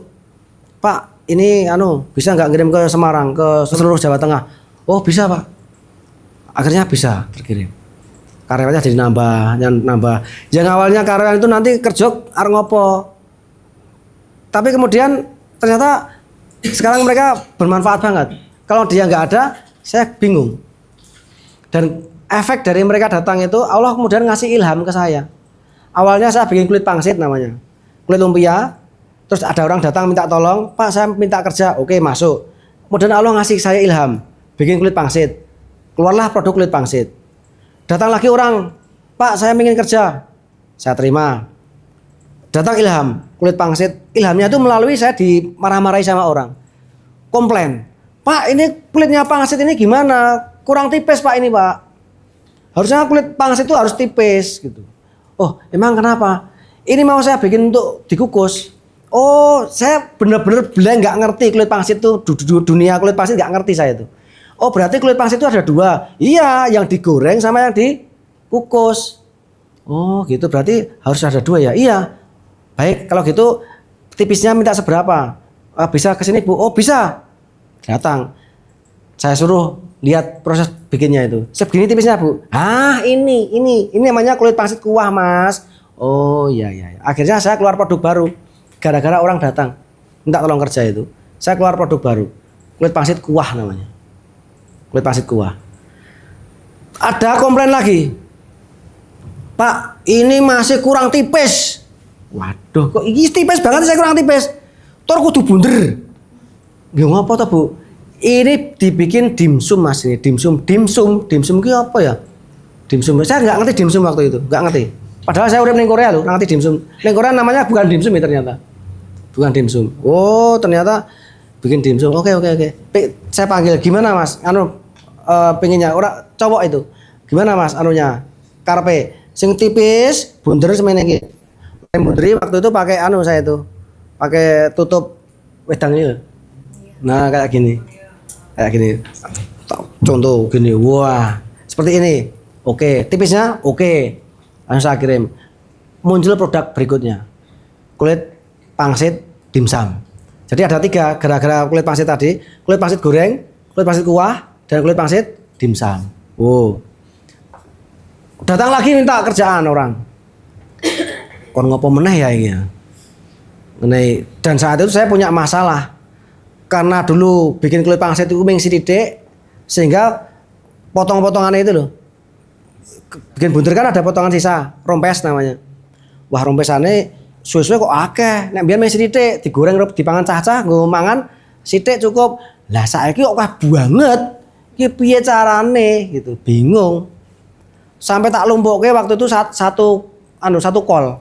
Tak lumpukke itu. Sak kol tenanan. Gue makan babi mingan. Sak kol. Anek ngene iki tekor nek carane ngene iki. Mikir ra ketemu-ketemu. Gue kan gue gawe kulit lumpia diudak meneh, gue gawe lumpia ora dadi. Ternyata enggak jadi. Lho piye ya iki ya? Sisane iki kan iki barang apik mung diketok atau masih bagus enggak itu? Masih bagus mung diketok-tok kok. Njur mung diguang ra ono manfaate njur kepiye digawe meneh elek. Digawe diulang lagi jelek itu, dibikin lagi jelek. Kualitasnya buruk kualitasnya. Saya kembali pada tadi konsisten kualitas. Maka kalau kualitasnya jadi buruk enggak usah dipakai lagi. Enggak usah cari untung-untung sing akeh-akeh terus kualitasnya diturunkan enggak. Akhirnya kan dibuang akhirnya. Datang orang minta tolong. Tiba-tiba ada salah satu karyawan itu yang rompesan itu diiris-iris, dawa-dawa itu. Bikin apa dia? Bikin mie. Gue gawe mie ya. Nggih Pak, ini mie ning gawe rompesan-rompesan wae asal to Pak digawe. Pulang kerja itu dibikin mie. Anak-anak pada bikin mie. Iki meng nganggo pasitmu kuwi, digawe mie. Iya. Wow, ketemu saiki. Ting, gawe mie. Akhirnya bikin mie telur. Keluar produk baru, mie telur. Gitu. Masya Allah. Dan laris. Bahkan sekarang saya bikin mie koncoan itu. Dari awalnya itu. Dari mie koncoan. Pernah dari mie gacoan tuh minta ke saya itu. Minta dibikinkan mie seperti itu. Nah tapi nek perusahaan besar tuh ngawur ya. Orang duwe rasa kamanusan. Terus harganya itu loh, harganya. Masa mie kok njaluk 13.000 per kilo. Iki kepiye ngono kuwi? Ya mendingan no way, enggak. Mie ku regane 22.000 diku 13.000. Enggak. Saya pasarkan sendiri aja. Luar mie.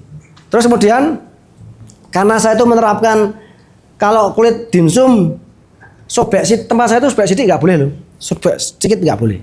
Kayak tiru-tiru Korea tenan, nggak boleh sobek. Harus semuanya utuh. Sobek diambil, singkir ke. Nah ini kalau dibikin lagi, digiling lagi, ya jelek. Dibikin mie ya bisa, tapi kan menurut gawe nih. Cara yang paling simpel gimana? Jiko digawe dimsum, gitu digawe dewe. Akhirnya kita keluar produk baru dimsum ayam, bikin dimsum akhirnya. Istri saya itu yang tak ajari untuk bikin dimsum ayam jadi. Akhirnya legalitasnya diperbaiki, akhirnya keluarlah produk dimsum ayam. Sarahli namanya. Sarah itu anak saya. Sarah bikin produk baru. Dijual payung nggak laku, alhamdulillah laku. Jadi produk-produk saya berikutnya itu selalu seperti itu. Terus kemudian teman saya itu namanya Pak Hadi. Ada yang kenal Pak Hadi? Pak Hadi manisan buah bulala. Iya Pak Hadi. Datang belajar Pak gimana ya Pak ya cara menjualkan ke supermarket begini. Sekarang dia alhamdulillah sudah bisa menjual di Indomaret. Stand Indomaret Mubeng di toko-toko oleh-oleh. Itu sebelum beliau seperti itu sering main ke tempat saya sampaikan caranya begini caranya. Salah satunya saya tarik dulu produk dia itu. Oke Pak, saya bantu, produk jenengan saya tawarkan. Sekarang ada di Hipermat. Pertama kali di Hipermat. Begitu di Hypermart sudah masuk, baru kemudian bisa untuk tawa ke yang lain. Ngomong ke Indomaret, Mas Indomaret, ini produk saya ini Bulala, produk Bulala ini sudah di Hypermart sudah ada loh ini. Jadi pembeli itu kan udah, oh iya ono nih Hypermart gitu. Yang saya lakukan juga sama. Ketika saya penawaran ke Superindo, saya tangguh agul-agul Mirota. Pak Superindo, ini produkku yang Mirota wis ono, payu. Buktinya apa? Iki buktinya global penjualan sama nih. Oh iya, payu. Harus punya agul-agul apa ya bahasa Jawanya itu ya? Bahasa Indonesianya itu. Sing dinggo unggulan. Nah, unggulan. Sing pakai unggulan. Oh iki tekanin Mirota, Pak. Semua Mirota. Iya, bisa mosok Superindo ra dodolan gitu. Akhirnya dijajal Superindo, payu. Indogrosir yang lain-lainnya itu Rita Swalayan segala macam itu ternyata ini rahasianya.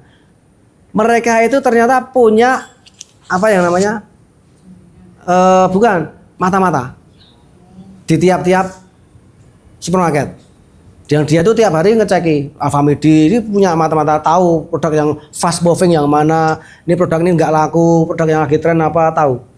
Sampai ketika mereka itu mendeteksi produk saya ini sebagai fast moving. Ditunggoni karyawan saya itu di Superindo Jalan Kaliurang itu, ditunggoni. Ketemu, Pak, sampean saya jempol Pak. Bisa nggak datang ke Alfamidi, ke Alfamart, ke manajemen. Nah, untuk apa? Untuk kita mau ngobrol-ngobrol ini, kita mau minta produknya Pak Bambang. Yang Indogrosir juga sama. Hubungi. Ternyata mereka seperti itu. Jadi kita harus berprestasi dulu memang. Harus berprestasi dulu. Mencoba untuk branding istilah itu. Kelihatan muncul, orang lain akan melihat kita. Maka PD itu penting. Gitu. Termasuk tadi cerita Bulala tadi nggih. Nah, seperti itu yang dilakukan Bulala. Mereka bisa keliling ke produk-produk yang lain-lain karena tadi itu beliau mau belajar. Ikut kurasi-kurasi. Ikut pelatihan-pelatihan. Dan kebetulan saya ambil produknya, saya masukkan ke Hypermart. Masuk. Dan sama beliau juga untuk agul-agul tadi, saya sudah di Hypermart loh ini. Walaupun yang masukkan saya. Sekarang yang Indomaret itu beliau sendiri yang masukkan. Itu. Jadi sinergi, kolaborasi antar kita itu penting. Saling mengenal. Saya kenal Bulala Pak Hadi itu dari mana ya? Dari seperti ini.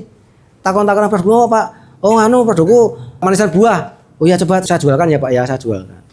Saya bantu. Jadi karyawan kami ini rata-rata tidak berpendidikan. Nanti akan saya ceritakan karyawan gitu. Nah ini kita harus punya cerita yang membedakan tentang produk kita. Terus kemudian media sosial kita promosi juga. Promosi ya enggak? Promosi ya, saya suka ikut promosi berbayar. Jangan cuma organik, tapi juga harus perlu juga kadang-kadang perlu berbayar. Nah, kita sehari cuma 50.000 budgetnya, nggak apa-apa. Walaupun kita budgetnya 1 juta, tapi Allah orang yang membuka promosi kita ya nggak pusing.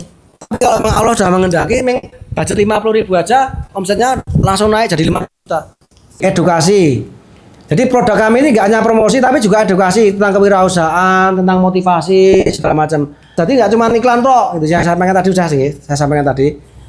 Terus kita juga meruangkan ke sponsor kegiatan RT RW kampung dengan masjid, gereja, sekolah.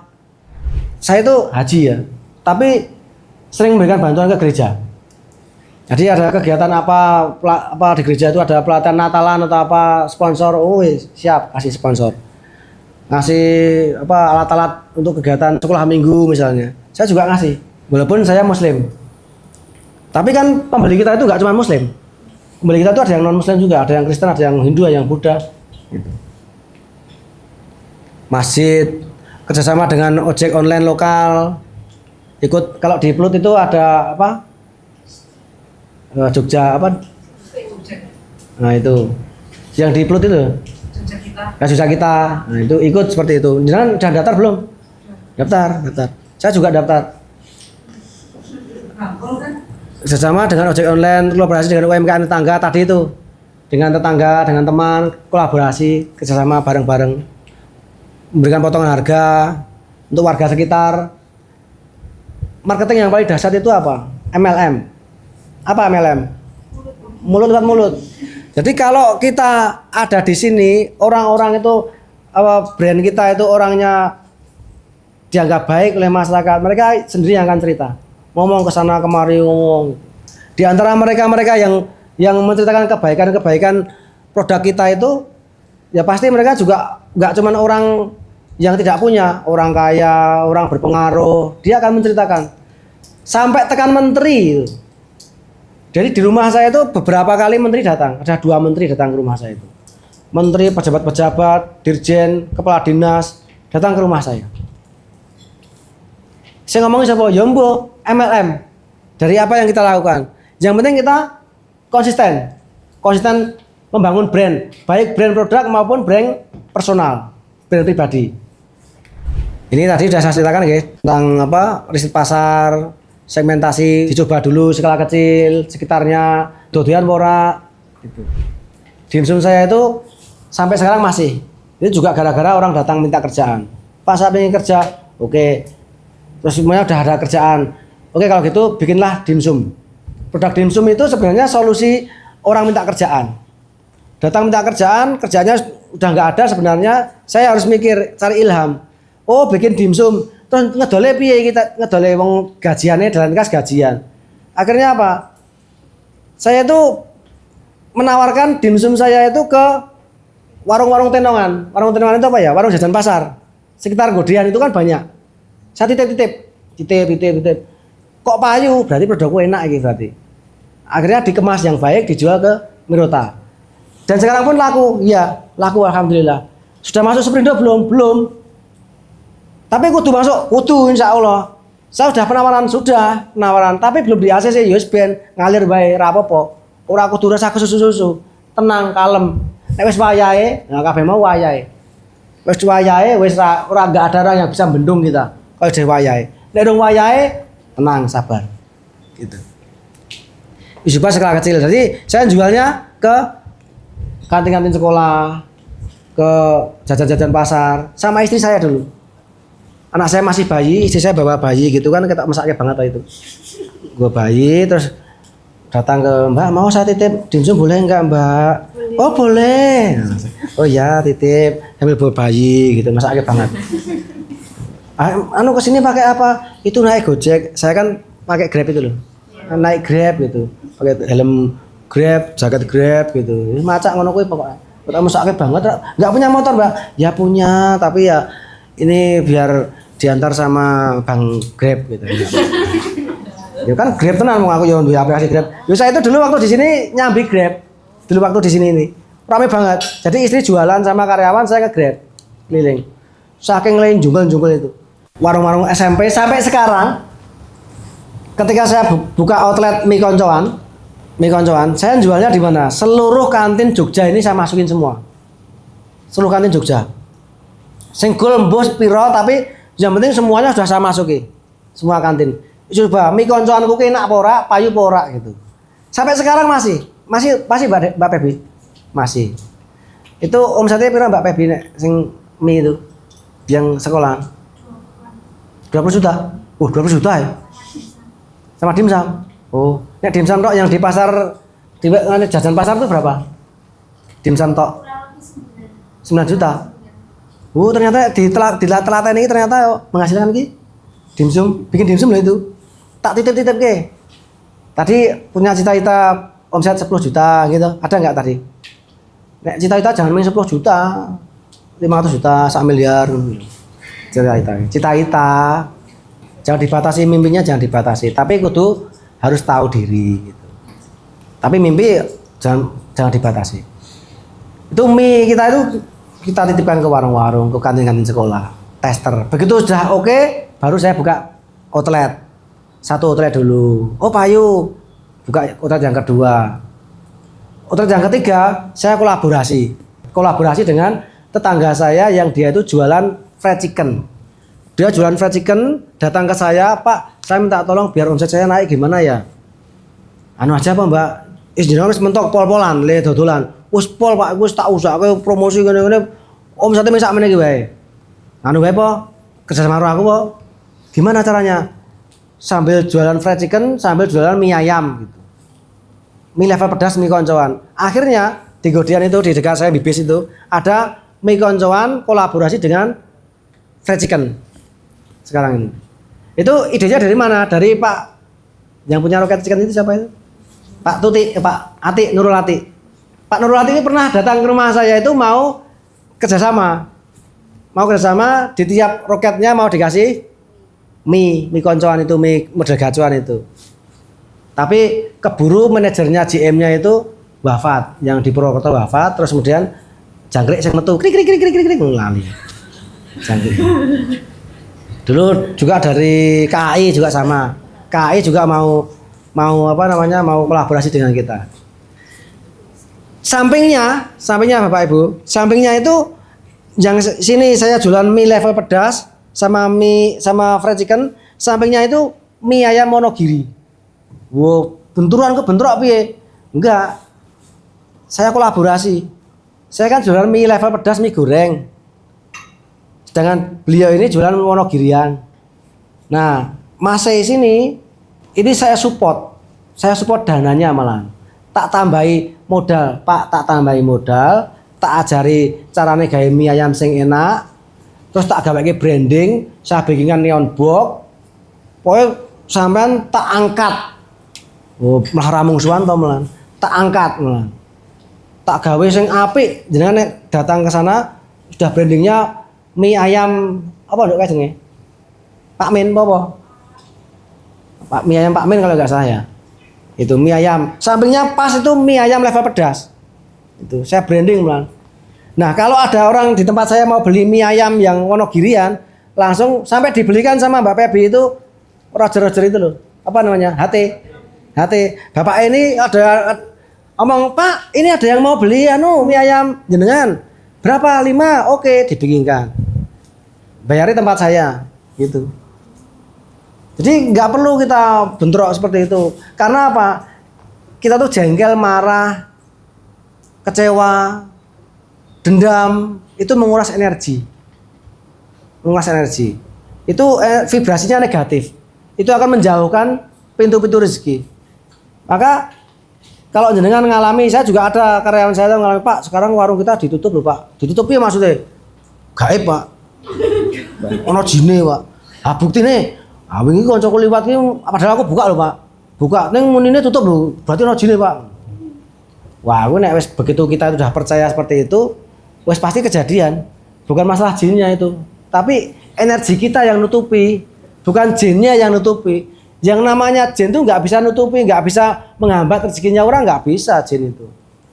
Nambahin rezeki kita juga nggak bisa. Bikin pesugihan salah, nggak bisa. Jin-jin itu nggak bisa bikin sugih, nggak bisa bikin kere, nggak bisa. Kitalah yang membuat nutup rezekinya itu.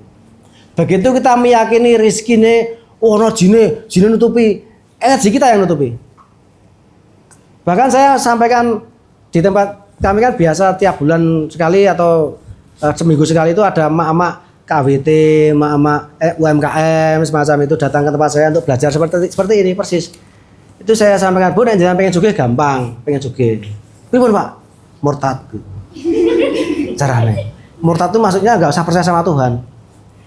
Terus langsung deklarasi, "Ya Allah." "Ya mes aku Gusti." Ya langsung promosi loh Gusti Allah, langsung deklarasi. "Pokoknya aku saiki ra percaya kowe. Aku ora percaya Gusti Allah, pokoknya aku dadi musuhmu sekalian bae."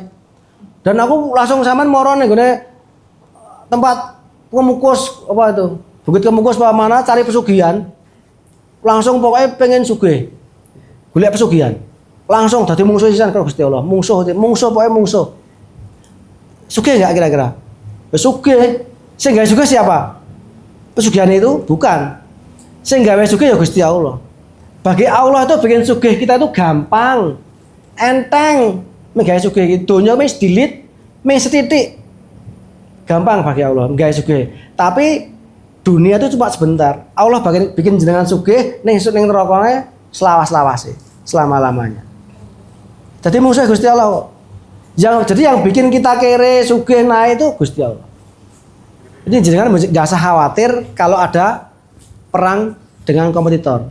Kaitan sama pesugihan, penglaris, penutup rezeki, nggak usah percaya. Dan salah satu cara penyantet itu selalu diawali dengan keraguan-raguan. Nek carane wong Islam itu iwas wisu visu durinas. Dibikin kita tuh was-was. Pertama, mesti dinai kembang. Ngono kan. Begitu kita pernah karena saya itu sampai ngamuk-ngamuk. Pak dinai kembang Pak iki Pak. Iki kok jahat banget. Dinai kembang. Wah. Biar apa? Biar kita was-was, marah, mangkel. Begitu kita udah was-was mangkel, maka saat itulah pintunya terbuka untuk para jin-jin jahat. Energi negatif kita akan terbuka lebar dan benar-benar akan nutupi. Nek disantet itu biasanya diawali dengan dibandem ruang pakai mercon duar. Itu adalah pengetuk pintu. Begitu jenengan meyakini Anda mau duduk lawang dok dok dok dok dok. Sakjane itu si dukunnya itu dok dok dok langsung melayu deh. Begitu kita buka orang wong ya. Endi? Wah, itu mesti iki jin. Begitu kita percaya, maka kekuatan dia itu jinnya itu masuk, pintunya terbuka. Itu. Terus mengembangkan produk kerjasama lokal, kerjasama dengan distributor lokal. Saya kerjasama. Jadi yang di Bandung, saya minta bantuan teman saya di Bandung. Bagi hasil. Wes engko oleh semene lah. Kerjasama. Yang di Jawa Timur juga sama, yang di Jakarta juga sama. Ada distributor lokal, kerjasama. Enggak harus bentuk marani yang sudah ada aja. Nah, bentuk repot yang sudah ada, datangi. Di Aza Frozen Food misalnya, datangi Aza.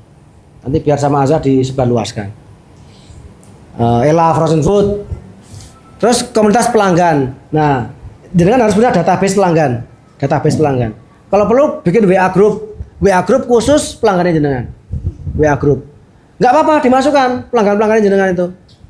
Sehingga segala informasi produk baru segala macam terkondisikan. Ada pesanan-pesanan apa khusus pokoknya produknya jenengan. Ini grup WA jenengan produknya apa, Mbak? Jamu. Oh, di grup WA jamu. Enggak apa-apa. Itu komunitas pelanggan. Kalau perlu nanti bisa pelanggan jenengan itu ngadain outbound gitu. Pelanggan enggak apa-apa. Kita juga seperti itu loh. Komunitas itu kan. Oh, ada pelanggannya itu kita ayo sing biasa tuku bendina tuku nang omah jak dulan-dulan mangan ning Bale Roso misalnya gitu. Tentang karyawan, karena saya itu kerja di Korea 11 tahun, jadi saya terbiasa tentang disiplinnya, tentang konsistensinya, segala macam, sopan santunnya, attitude. Di karyawan kami saya biasakan harus tepat waktu. Kalau melanggar 1 menitnya 5.000 dendanya, dan itu dikenakan.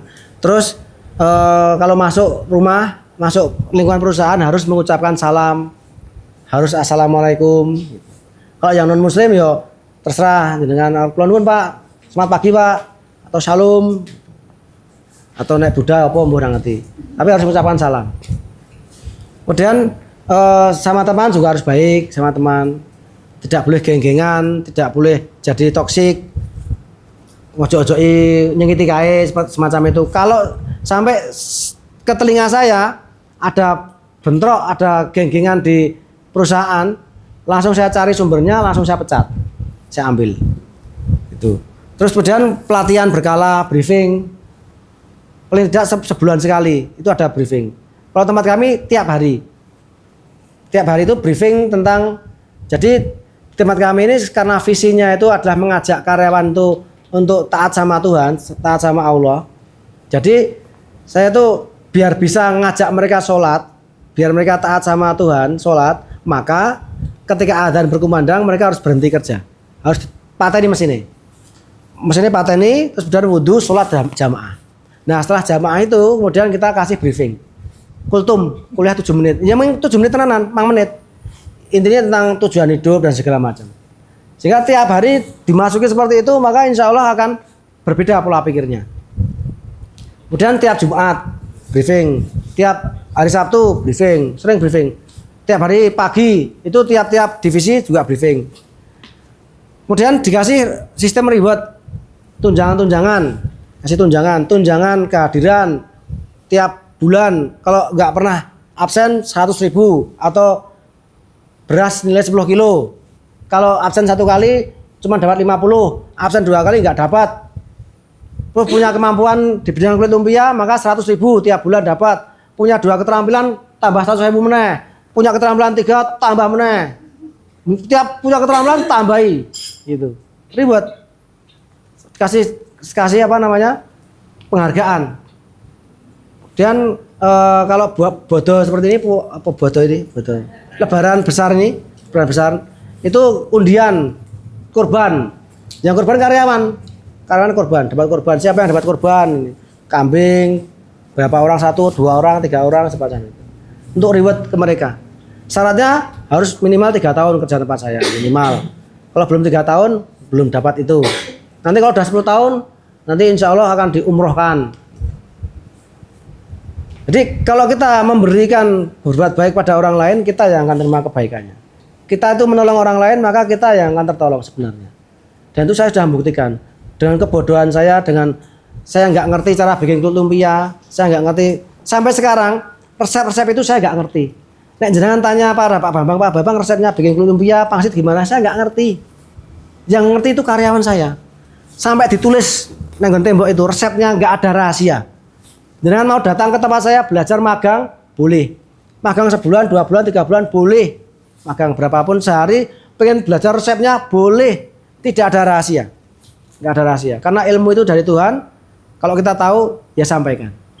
Karena rezeki itu bisa dikopi, tapi tidak bisa dipaste.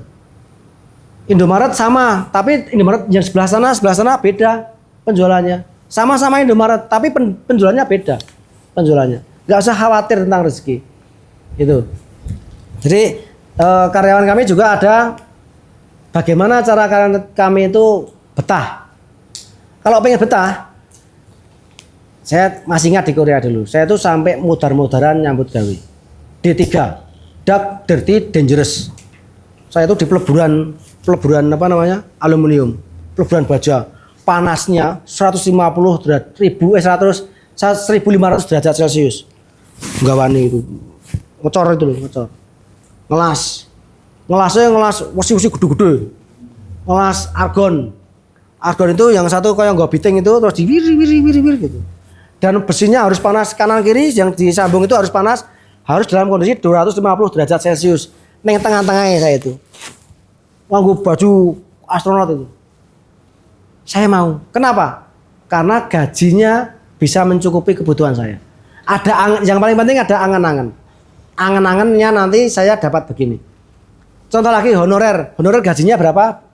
Ada yang 300, 500 gitu. Tapi mereka mau mengerjakan kenapa? Karena punya angan harapan. Harapannya aku diangkat PNS.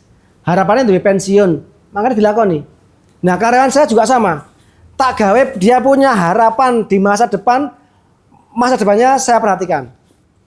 Pertama, gajinya udah masuk di UMR gajinya. Tunjangan-tunjangan banyak, tunjangan-tunjangan. Makan sing kelas restoran mewah tiap bulan itu. Pengen angan-angan cita-cita makan di mana Mas? Mas, ten Kakoi itu mlebu 100.000. Ya apa ayo bareng-bareng mau 40 100.000 ning Kakoi itu sekali masuk makan apa itu? Daging itu. Bahasan wis kono-kono jelas ujung-ujungnya sekarang cuma di Bali Roso. Ini komplit ke Bali Roso ya larang ya Bali Roso itu. Larang ora Bali Roso itu? Larang. Tapi tiap bulan. Karena apa? Orang Korea itu ya nggak ngerti agama, memperlakukan karyawannya dengan baik. Mana ada orang Korea perusahaannya nggak baik sama karyawan? Jarang sekali. Dan saya ingat perusahaan yang pelit sama karyawan itu biasanya perusahaannya mau bangkrut. Dan itu doaku biyen. Bangkrut tenang kok. Makanya saya nggak berani pelit-pelit sama karyawan. Dan saya mau melakukan itu karena perusahaan nggak tahu saya. Di Korea dulu ada namanya Tejigem. Tejigem itu pesangon. Karyawan saya baru kerja belum ada setahun, dia resign, saya kasih pesangonnya itu. Saya kasih pesangonnya. Setahun tak kasih, belum ada setahun tak kasih kok. Belum ada setahun. Ada namanya Kukmin. Kukmin itu tabungan pensiun. Nah, ini yang paling penting, pensiun. Tabungan pensiun, karyawan saya pensiunkan. Program pensiun ada. Apa? Pertama BPJS pasti itu, BPJS ada 4. Jaminan kecelakaan kerja, jaminan kematian, jaminan hari tua, jaminan pensiun. Itu pensiun dari BPJS. Terus ada lagi jaminan pensiunnya kita bagikan mereka tabungan emas. Tabungan emas. Di Pegadaian ada, BSI juga ada. Karyawan, saya di Korea dulu, dipotong 200.000, perusahaan nambahi 200.000. Jadi perusahaan nambahi apa yang dipotong dari karyawan. Karyawan saya 200.000, saya perusahaan 200.000, 400, bener, 200.000. Jadi 400.000 totalnya. Tiap bulan itu masuk ke tabungan emas, jadi gram. Tujuannya apa? Ketika nanti mereka pensiun, mereka itu punya agul-agul mana apa ya? Andalan nek pensiun ketika udah tua punya duit untuk anak cucunya. Jangan sampai nanti ketika mereka sudah tua, Mbak Pebi itu sudah tua, sedangkan saya sudah ndekam di Sukabumi, kuburan maksudnya. Saya diungkit, aku mbiyen kerjane Pak Bambang, ket aku lulus semea. Tekan saiki aku tuwek, ora diperhatikan. Lah perhatikan piye Pak Bambang mati san. Jangan sampai seperti itu. Aku ora itu apa-apa. Tapi besok saya ingin Mbak Pebi, untung aku mbiyen kerjane Pak Bambang, aku tuwek saiki duit-duit ning tabungan emasku sekilo. Siapa tahu gitu. Harapannya seperti itu harapannya. Jadi kalau karyawan itu dimanusiakan, dihormati, dihargai, insya Allah mereka akan bekerja dengan sungguh-sungguh. Dan mereka selalu kita briefing merasa handar beni, merasa memiliki. Merasa handar beni itu jadi iki usaha mulai karena masih muda-muda kebanyakan. No, ini usahamu. Makanya kowe tok gaji ya saka usahane iki. Nek usahane iki ambruk, kowe ora tok gaji. Kowe dipecat gitu. Makanya kerjalah dengan sebaik-baiknya. Ikuti SOP aturan, kualitas dijaga bener-bener. Kalau ada komplain, sudah bingung. Iki nek komplain, Suprindo jateng DIY macet, kue dipecat. Gitu. Wah, hati-hati tenan. Komplain, geger. Komplain apa? Segera diselesaikan Pak, jangan sampai Pak. Maafkan kami Pak. Gitu. Pak ada kesalahan, mohon maaf. Itu yang membuat mereka itu merasa handar beni. Menjaga kualitas, menjaga baik-baik. Kalau ada karyawannya ora bener, mereka sendiri yang akan nyelentik, bukan saya. Terus kemudian ada jenjang karir. Jenjang karir itu juga menake awake dhewe jenjang karir. Ada dari awal naik, ada nanti dia jadi ketua regu, jadi ketua grup, jadi ketua divisi, supervisor, naik lagi jadi manajer dan seterusnya. Dan tiap-tiap itu ada tunjangannya. Ada tunjangannya. Tiap-tiap dia jadi menempati posisinya itu. Ada jenjang karirnya. Dan karyawan itu tidak harus berijazah. Ijazahnya nggak ada juga ada. Rata-rata lulusan SD, SMP, paling lulusan semea Mbak PB ini karo Mbak Desi ya. Lihatnya SMP ya, SD. Bahkan kami itu kerjasama dengan dinas sosial. Jadi karyawan kami ini justru saya ngopeni karyawan-karyawan yang tetangga-tetangga yang broken home, yang bermasalah sosial, yang rasa dididik, sekolah ragelem, ngeyil, panggil pokoknya kandanannya. Tapi saya mikirnya gini, munyuk saja dilatih bisa. Gitu. Munyuk itu. Dilatih pit-pitan ya bisa.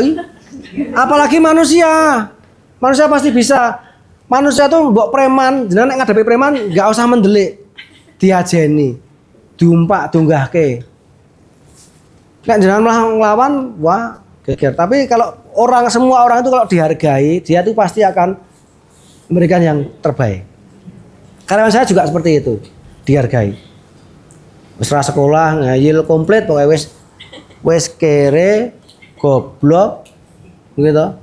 Terus malingan, nyalongan, ada itu semacam itu. Komplit. Tapi saya yakin mereka itu bisa dibenahi. Bisa dibenaki. Dan alhamdulillah mereka karyawan kami yang tetangga saya itu yang dulu masih kecil umbelan boroen gawean diketraki, sekarang wani rabi, punya motor, pede di masyarakat. Wong tuane minggat wis ora minder. Ada itu wong tuane minggat sing Kalimantan, sijine nang Sulawesi. Minggat ra jelas. Kemarin saya juga baru nikahkan. Ibunya di Riau, bapaknya di Jogja, tapi bapaknya ra gelem krabekke. Akhirnya sing krabekke aku. Itu akhirnya. Sing krabekke. Hal-hal semacam itu yang membuat kami justru tumbuh. Ngopeni orang-orang seperti kami itu. Dan itu bagi kita UMKM kecil yang modalnya cekak, kita itu tidak harus pusing dengan ketika interview tanya gajinya berapa. Wah, kalau gaji saya enggak 4 juta ya enggak bisa. Nah, pusing enggak? Aku gaji kuatnya 1 juta ya. Selalu saya sampaikan karena karyawan kami itu rata-rata jelengkung. Jelengkung itu apa? Datang enggak diundang, pergi enggak diantar. Contohnya Mbak Pebi kayak Mbak Pebi kayak teko wes moro diterke ibune. Pak, pokoknya aku titip anakku wedok iki pokoknya Pak. Karena apa Bu? Kerja. Nah niki lulus kapan niki? Lagi entis lulus. Saiki wis jagoan tenan. Andalane Pak Bambang, Mbak Pebi. Saya juga waktu diterima Mbak Pebi ini bingung kon ngopo bocah iki ya. Isamu apa, Nduk? Kalau lulusan Covid ya, Pak. Lulusan Covid. Berarti pengen sekolah mboten nih. Iki piye aku dicari. Ya kan jalan ternyata malah luar biasa. Lulusan Covid itu ora seneng mendengarkan seperti ini enggak patio telaten. Malah justru belajarnya cepat melalui media. Jadi Mbak PB itu ngurusi kabeh wis. Jadi konten kreator, gawe konten biyen ra iso dadi iso saiki. Belajar gawe konten, administrasi, akuntansi, wah komplit. Saya ajak kemana-mana sama istri. Andalannya itu Mbak Pebi. Ada dari dinas sosial, korban kekerasan seksual ada. Di Turki BPRSB itu Balai Perlindungan Rehabilitasi Wanita. Saya kerjasama MOU dengan mereka. Pak, Bu, pokoknya kalau ada binaannya BPRSB sudah pentas, sudah waras, bawa tempat saya. Agak waras dikit juga nggak apa-apa. Bawa tempat saya. Datang-datang, wis karena korban kekerasan seksual ya. Ketemu wong lanang, kancane wong lanang banyak. Kayak kerja penak-penak ditekani wong lanang. Gitu takut. Sering seperti itu sampai akhirnya sebulan 2 bulan nggak kerja pernah itu. Ya wis Nduk, saiki ngono wae nek kowe wedi weruh wong lanang, saiki ning kamar wae. Pokoke manganmu, ngombemu, kebutuhanmu tak cukupi. Nek bali kan ra mungkin. Karena dia tuh korban justru diusir ya. Diusir sama keluarganya kan aneh itu. Wis korban kok diusir, ra itu bali waktu itu. Karena apa? Pelakunya orang-orang terdekatnya. Pelakunya itu. Nah, itu kasihan. Akhirnya Rato Bali ya neng omahku wes, tenang wes. Enggak bisa apa-apa. Masa ora iso ngitung aja kleru-kleru. Ngitung itu sampai dibedahi kabeh itu. Gara-gara konangan pas dibuka kok jumlahnya meng kudune 15 lembar, kok meng ono 14. Dicek liyane 13. 12. Siapa yang mau sing anu? Mbak kae. Budal kabeh, kleru kabeh. Ngitung meng tekan 15 ora iso. Amin. Tapi itulah berkahnya Tuhan itu. Kalau kaitannya balik lagi ke Tuhan. Itu Tuhan yang ngatur rezekinya. Wis ben lah ra apa. Numpak motor ra iso. Kon blonjo ra iso. Nek blonjo ndak ditulisi. Nek kon ngapalke ra iso. Saking stresnya dia itu. Bingung. Tak ajarin numpak motor itu sampai 6 bulan. 6 sasi saya itu boncengan terus ngajari mubeng. Bahasa wis kira-kira iso tekan Demak Ijo nabrak Avanza mandek. Avanza pinggir jalan tabrak duer. Rusak Avanzane saya yang bayari ya sapa nduk. Nek tak usir kepiye tak usir nanti biar lunga nanti. Wis kowe tak openi, diopeni. Akhirnya sekarang apa? Ya alhamdulillah. Jadi tukang masaknya, chefnya. Semua resepnya Prasojo Jempol itu semua dia tahu semua. Dia yang bisa ngerjakan. Semuanya tahu dan persis rasa masakannya ini identik dengan resep kami. Dengan istri saya itu identik banget. Jadi dia jadi juru masaknya tim kami sekarang. Tiap hari masak, dia yang masak. Bisa diandalkan pokoknya. Nah, itu tentang karyawan kami. Ini keuangan pribadi dan usaha dipisahkan. Oke. Ada yang masih campur? Dipisahkan loh. Kalau bisa dipisahkan tenanan. Nanti bagaimana tanya Mas Imam? Kok catat semua pengeluaran pemasukan, atur budget pengembangan, harus kas. Soal keuangan benar-benar harus disiplin. Saya juga disiplin. Penyebab Mas Iyo tadi yang punya kulit lumpia ambruk itu karena apa? Gara-garanya dia nggak punya ini, sehingga kita punya duit banyak dipakai untuk kredit, punya duit banyak dipakai untuk beli ini, beli itu, akhirnya utang. akhirnya ambruk. Sedangkan kami duitnya ketok akeh, tapi kan dipakai untuk investasi. Saya itu jualan di Mirota, itu waktunya itu pembayarannya bisa 3 bulan. 3 bulan. Januari ngirim, Februari ngirim, Maret ngirim, April lagi dibayar yang Januari. Gitu. Jadi soal uang benar-benar harus tahan, tahan. Jangan buru-buru utang bank. Udah terima kasih pas. Jadi seperti ini, mas-mas, mbak-mbak. Yang paling penting di perusahaan kami ini, kami tidak terlalu buru-buru, kalem-kalem. Terus kemudian saya menjalankan pokoknya ngalir saja. Terus kemudian tujuan dari perusahaan adalah untuk membantu sesama, untuk menolong orang. Visinya selalu dikaitkan dengan Tuhan, meyakini bahwa Tuhan pasti akan menolong saya, sehingga kita pede dan selalu ilham pasti datang. Dan penopang utama dari perusahaan kami adalah orang-orang terdekat kami, yaitu orang-orang yang saya tolong itu. Saya berterima kasih sama karyawan kami. Mengapa karyawan saya sampai tak ajak makan tiap bulan, sampai tak pikir ke masa depannya, sampai pensiun. Karena mereka itulah sebenarnya yang menolong saya. Bukan saya yang menolong mereka, tapi mereka yang menolong saya. Melalui mereka usaha saya jalan. Tanpa mereka saya nggak tahu. Saya nggak tahu. Karena saya itu tahu saya itu bodoh, saya nggak ngerti apa-apa. Tapi Tuhanlah yang ngatur saya seperti itu. Melalui siapa? Melalui karyawan-karyawan saya yang berbagai macam problemnya itu. Terakhir ada karyawan 2 nambah ini yang saya belum butuh, minta kon ngiku pitik. Paling apa tugasnya mas saya mas? Sampeyan iso apa? Ngiku pitik wene di rumah. Wong ngono kok tok, heeh. Wis sembuh. Engko piye bagaimana walau alam cerita berikutnya. Saya punya rencana ke depan memang. Saya targetnya punya perusahaan besar, omsetnya 1 miliar, sekarang baru tercapai separuhnya. Tidak apa-apa, tapi dalam perjalanan ini apapun yang saya hadapi, saya terima, saya jalani udah. Tapi saya yakin nanti akan sampai ke sana juga. Saya meyakini itu. Berdasarkan apa? Kemarin-kemarin yang sudah saya jalani. Gitu. Dan terakhir, kalau usianya jenengan belum masuk 40 tahun, maksimalkan gas. Tapi kalau sudah masuk 40 tahun, yang 40 tahun naik, ngacung 40 tahun. Yang 40 tahun kalem-kalem, tapi tetap jalan. Tapi yang di bawah 40 tahun beda loh, beda betul Bu. Sebelum 40 tahun sama sudah semangatnya beda. Yang belum 40 tahun sekarang kalau mau bertaruh habis-habisan. Hidup itu tidak akan pernah dimenangkan sebelum dipertaruhkan. Maka kalau jenengan nggak bertaruh, jenengan hanya jadi penonton. Maka pertaruhkan habis-habisan sekarang. Mumpung belum 40 tahun. Kalau udah 40 tahun wis kalem, tenang, lakoni, alon-alon. Demikian mas-mas mbak-mbak, ini cerita saya yang ngalor ngidul nggak jelas ini. Mohon maaf banyak kekhilaafannya. Nanti kalau tanya-tanya juga boleh WA. Mau datang ke rumah saya boleh, terbuka 24 jam. Alhamdulillah sekarang udah kami ini jarang sekali ngurusi perusahaan. Jadi jarang masuk ke pabrik dan sebagainya. Yang ngurusi Mbak Pebi itu lebih banyak longgarnya. Sudah autopilot, alhamdulillah. Udah nggak ngurusin seperti itu. Jadi waktu saya selalu slow untuk Mas Imam dan teman-teman semuanya. Saya selalu support. Terima kasih Mas Imam atas yang jenengan sarankan, yang saya bantu ke saya tahun-tahun yang lalu, yang kemudian saya sampai di tempat ini. Terima kasih. Wassalamualaikum warahmatullahi wabarakatuh.